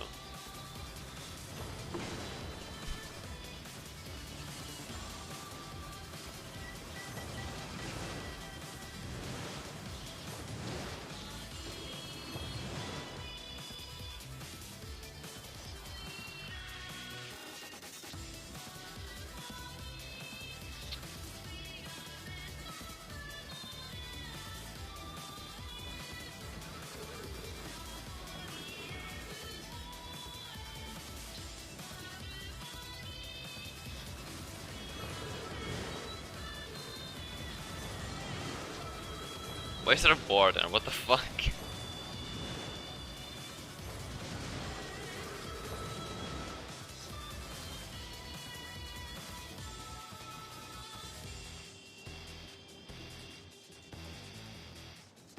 I'm not supposed to kill the boar, am I? Oh, I already did. Oops.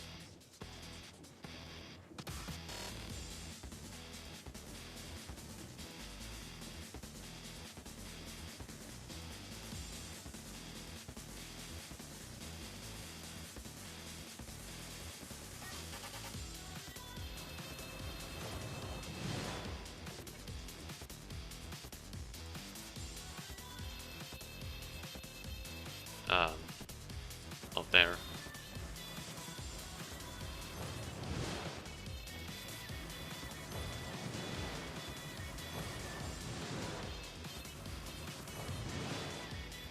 What the fuck?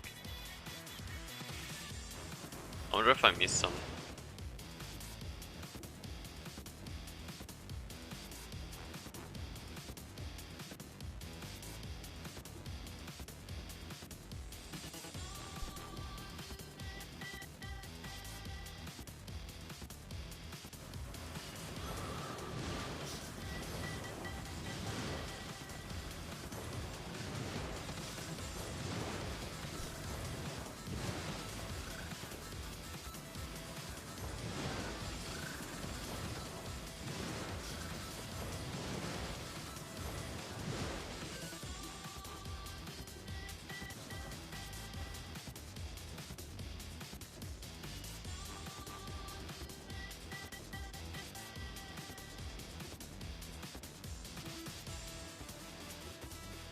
I'm so confused.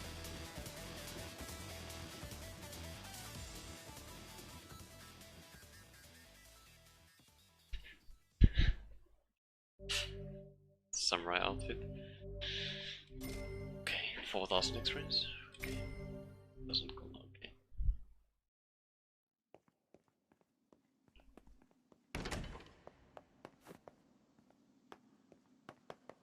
What? I'm confused. Okay, let's go save again.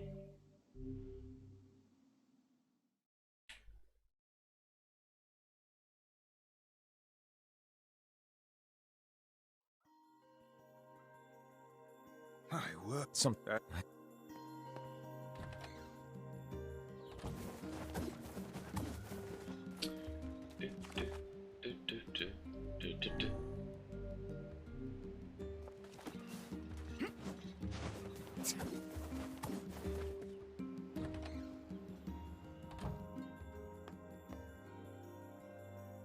Yeah.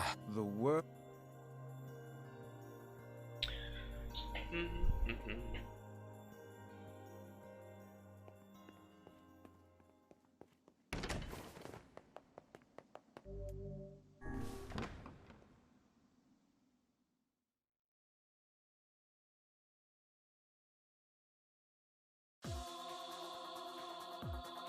As long as this memory exists, so long as this memory.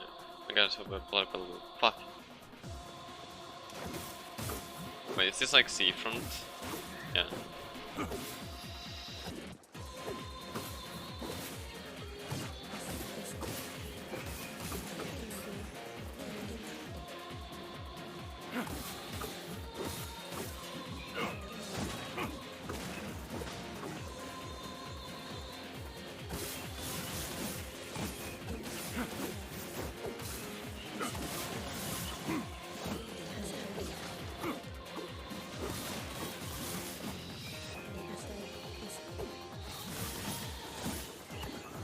Oh my lord.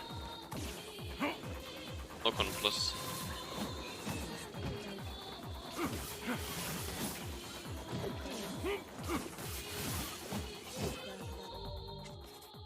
I wonder if the dark ball would even help, you know.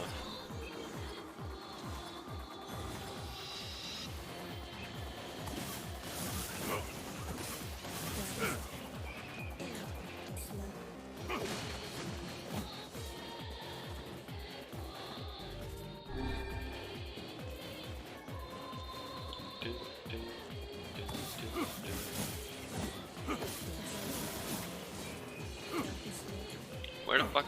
What?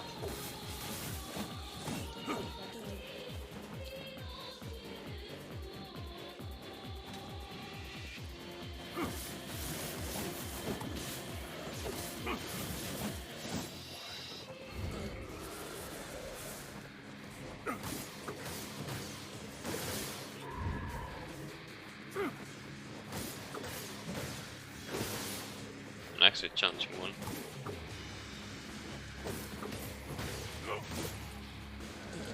Okay.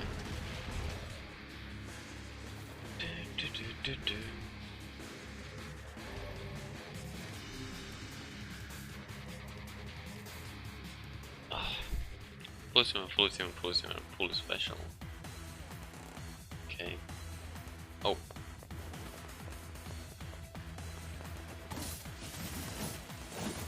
Am I supposed to kill these?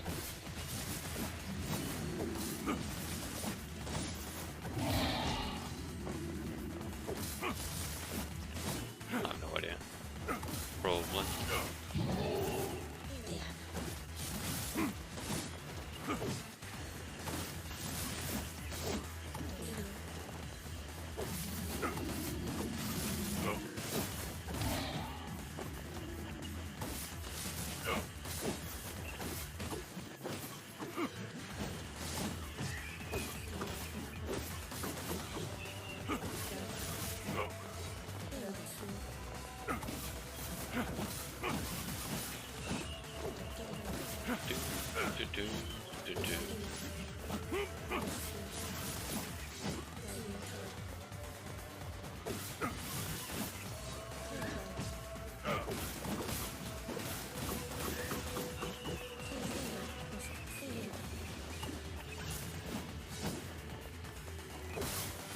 Oh my god.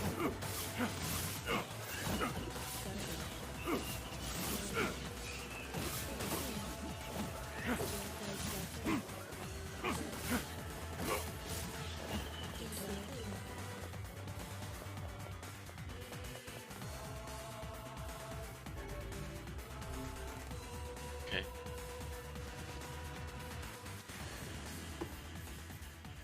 All is paid, all is sacrifice. Oh, here.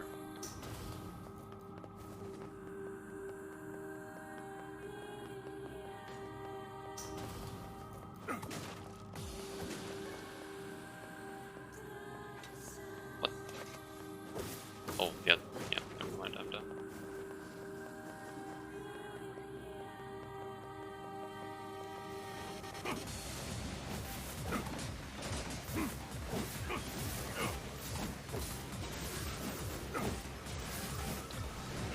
My god, these guys actually are tanks. Like, what the fuck?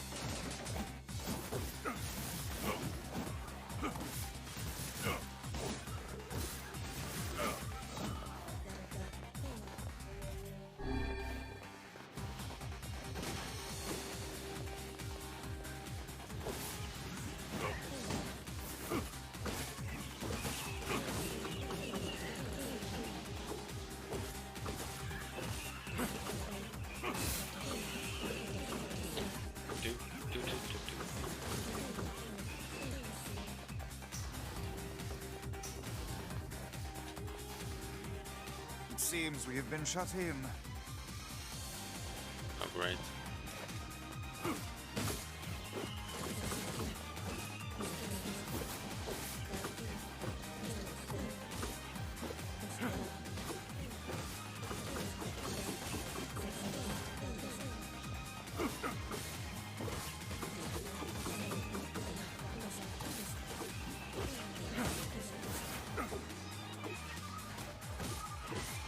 The wrong one, I guess. Whatever.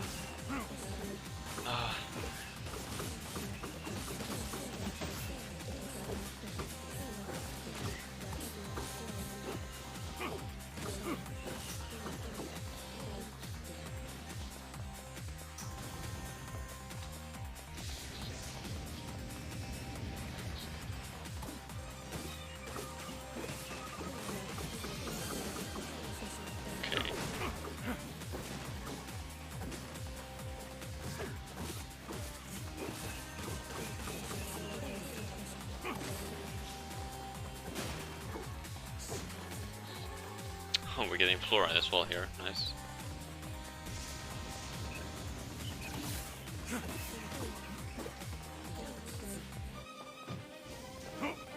It seems we have been shut in. Once again.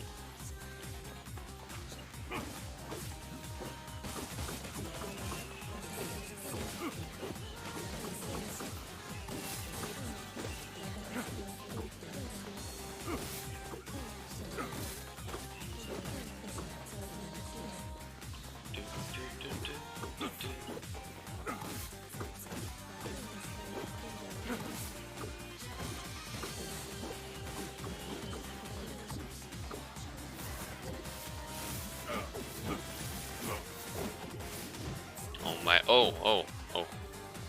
What's with my... I guess I can change my camera for some reason. This not too well. It's super weird.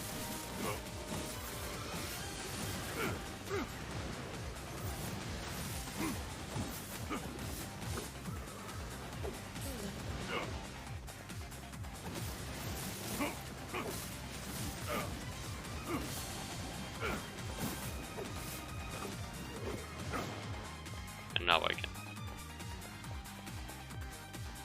Okay. Spear pulls a card. It's an unlocked weapons collector. Nice. So wait, I did get all the 3 weapons in the... in Shadow's castle, I guess. Bring back the light, don't bring back the vessel, don't bring back the future, don't bring it back. Okay.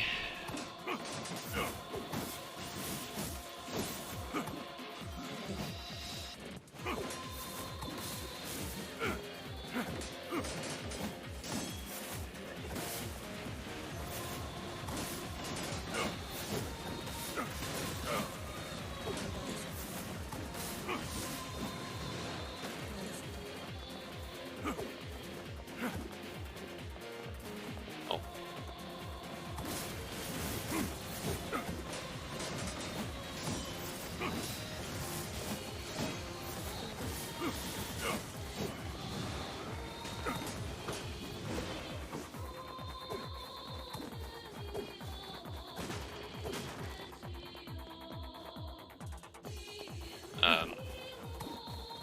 Oh, there's one more.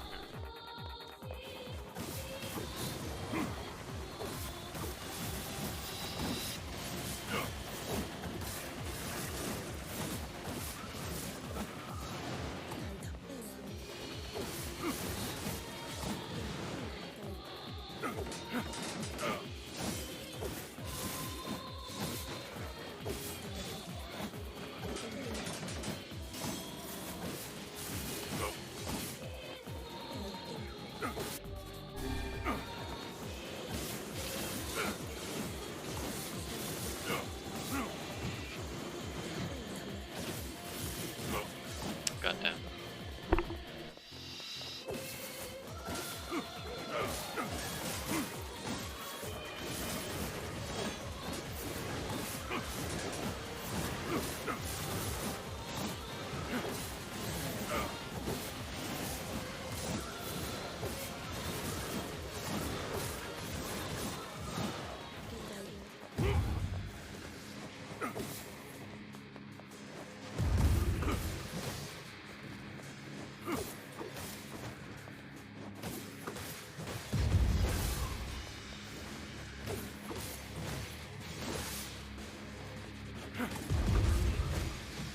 What? Okay.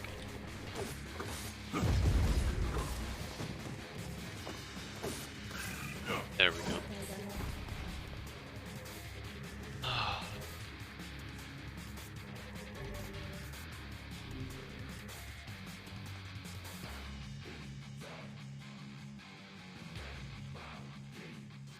Every beam of light is an invitation to death.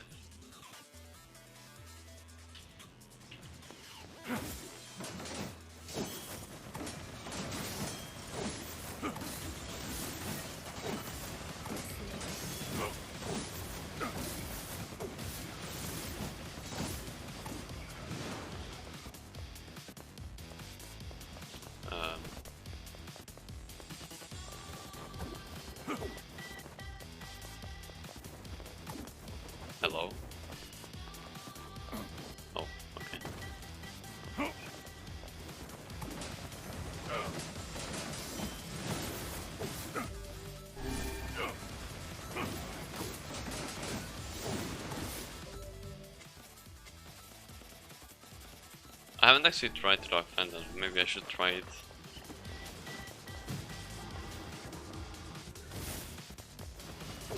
Does that do anything at all?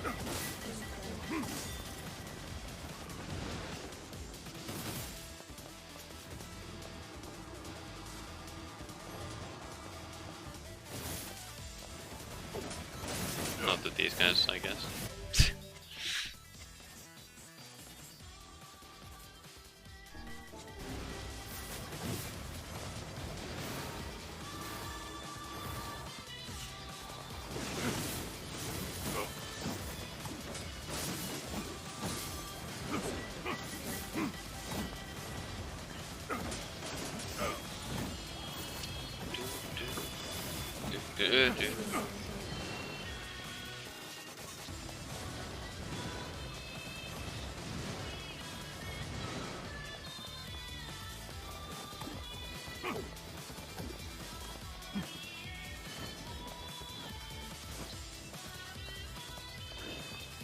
Oh lord.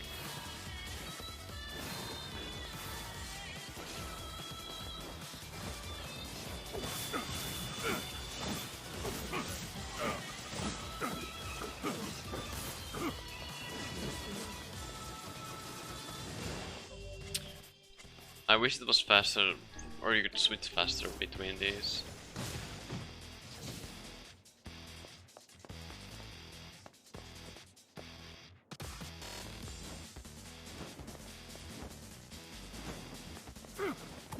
Oh, hi.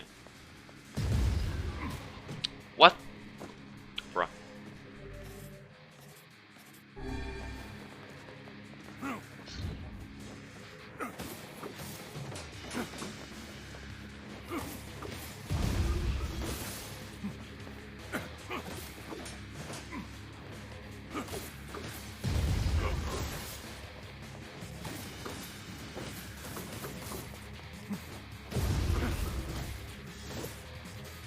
Oh no no.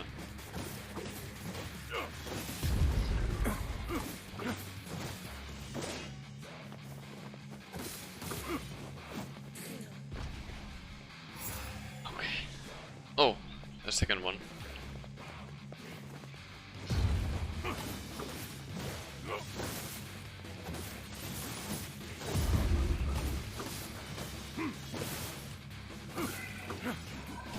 Maybe third one as well.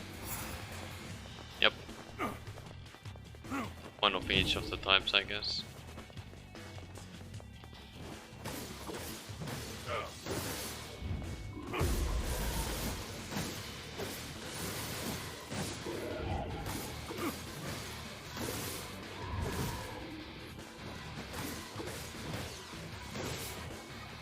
There we go.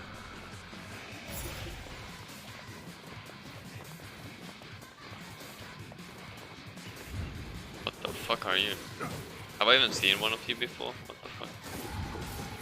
Oh, Jesus Christ.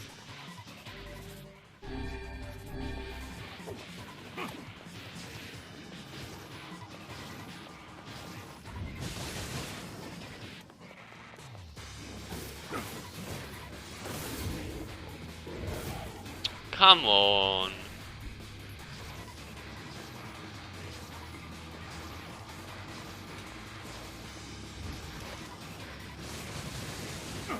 There we go. Okay, that's it, I guess. 10,000 experience points, 50,000 gold. Oh my. A dreaming vessel in a recycled world. Until the time of its awakening comes.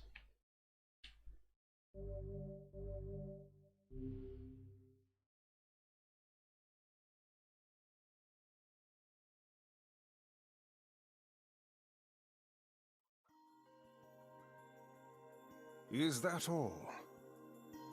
Dear diary achievement unlocked. Huh? Is that the final entry of the diary? Seems that way. Interesting. You figure anything out? I fear not. Yeah, I'm not surprised. Oof.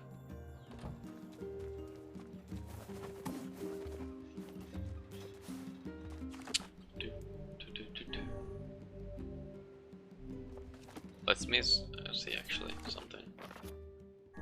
1, 2, 3, 4, 5, 7, 8, 9, 11, 12, 13, 14, 15, 16, 17, 21, 24, 25, 26, 27, 28, 29, 30, 31, 32, 33.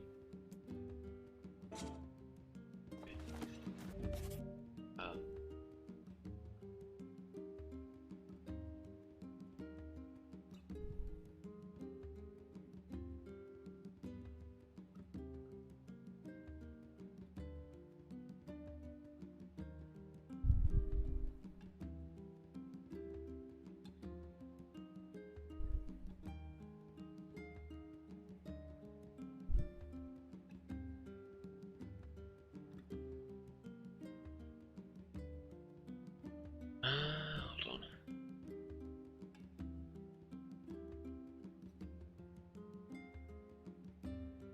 Whatever, okay.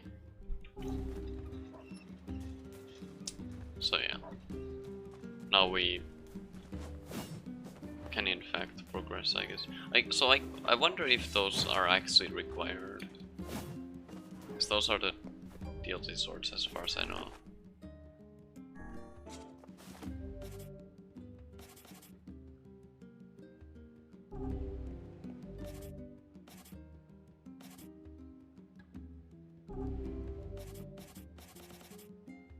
Or is that just the thing overall? I don't know. Whatever.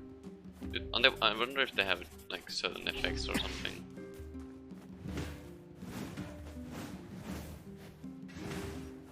Doesn't seem like it. Looks cool though.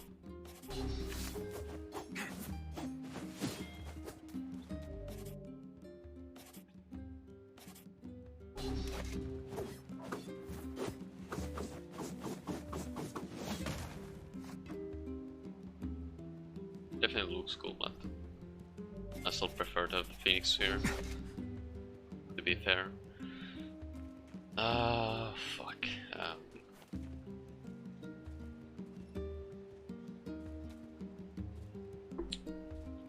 I don't really want to progress the mastery too much right now.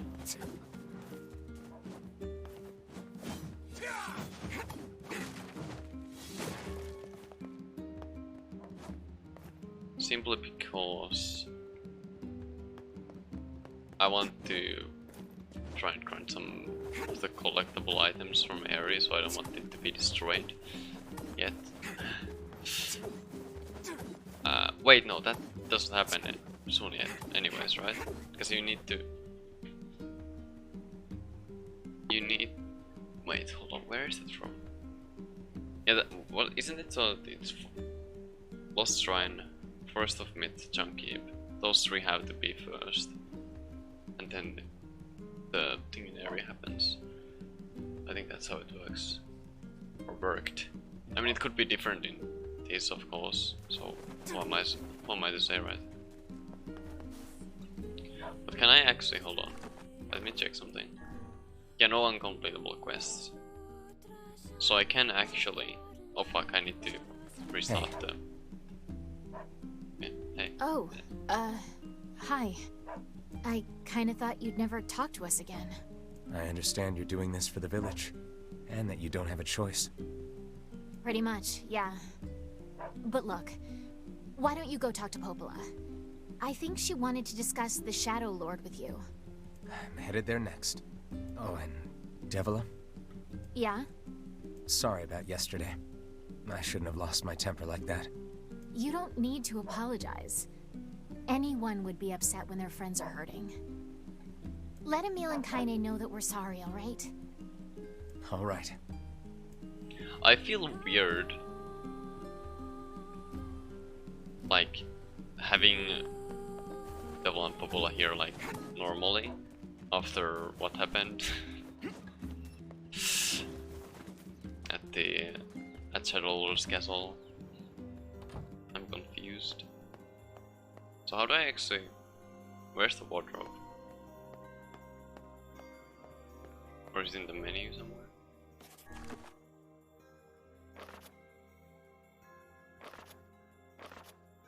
Oh wait, there was the fucking Project Gestalt thing as well. I just realized I forgot to check that. Where is it though? Shouldn't it be here?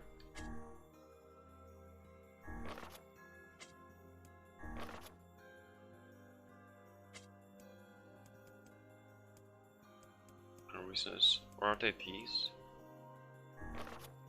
Oh wait, these are the ones for Emil. Where the fuck is the... Where are the... What? I'm confused.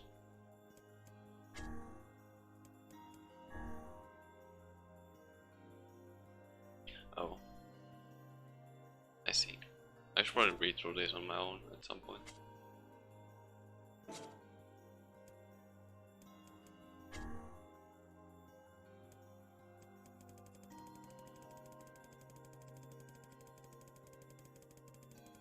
Quite a few birds.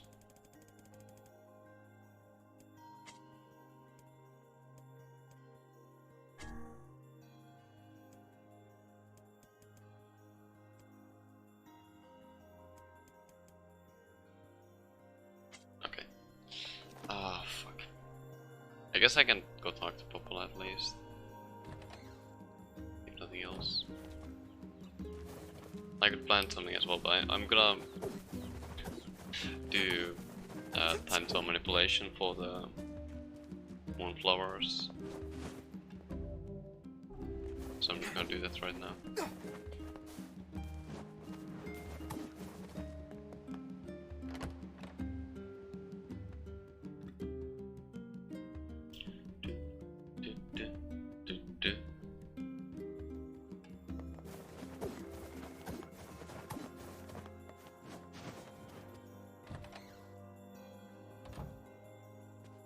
Popola?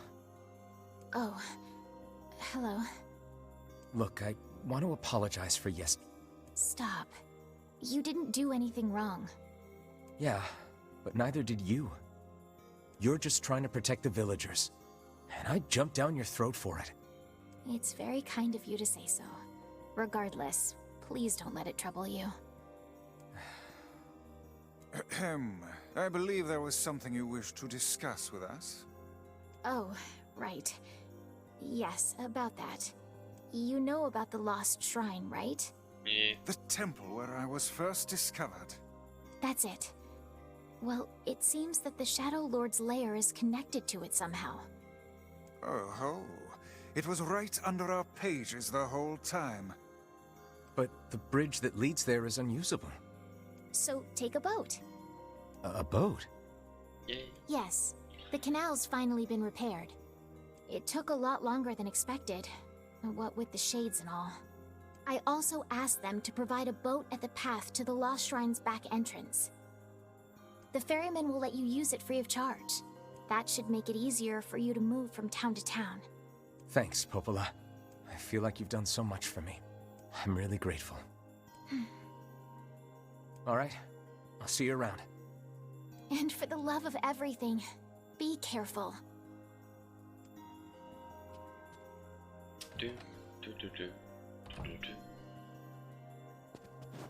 Okay, I'll go talk to the guy to get the mission, and then grab the thing from the Strange Thing store, and then also grab the path quest above from the there. entrance to the shopping district should lead to the boat landing. Yes, yes. Yes, yes. How excellent to know the canal is finished. Hopefully this puts our days of running all over behind us. The faster we can move, the faster we can save Yona. Let's use it as often as we need.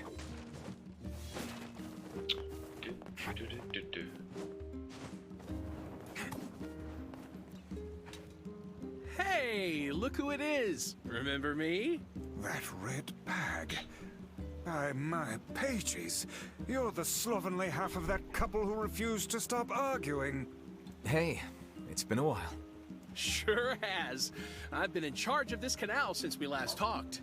Apparently I did a pretty good job with it because they decided to make me the permanent ferryman.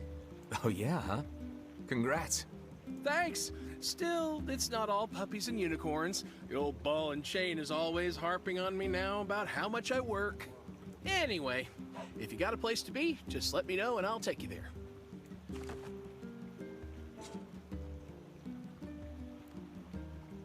Oh there! Oh wait, I guess, do I need to... I guess, yeah, I need to do this first. Okay, fuck. I'm not gonna do it now.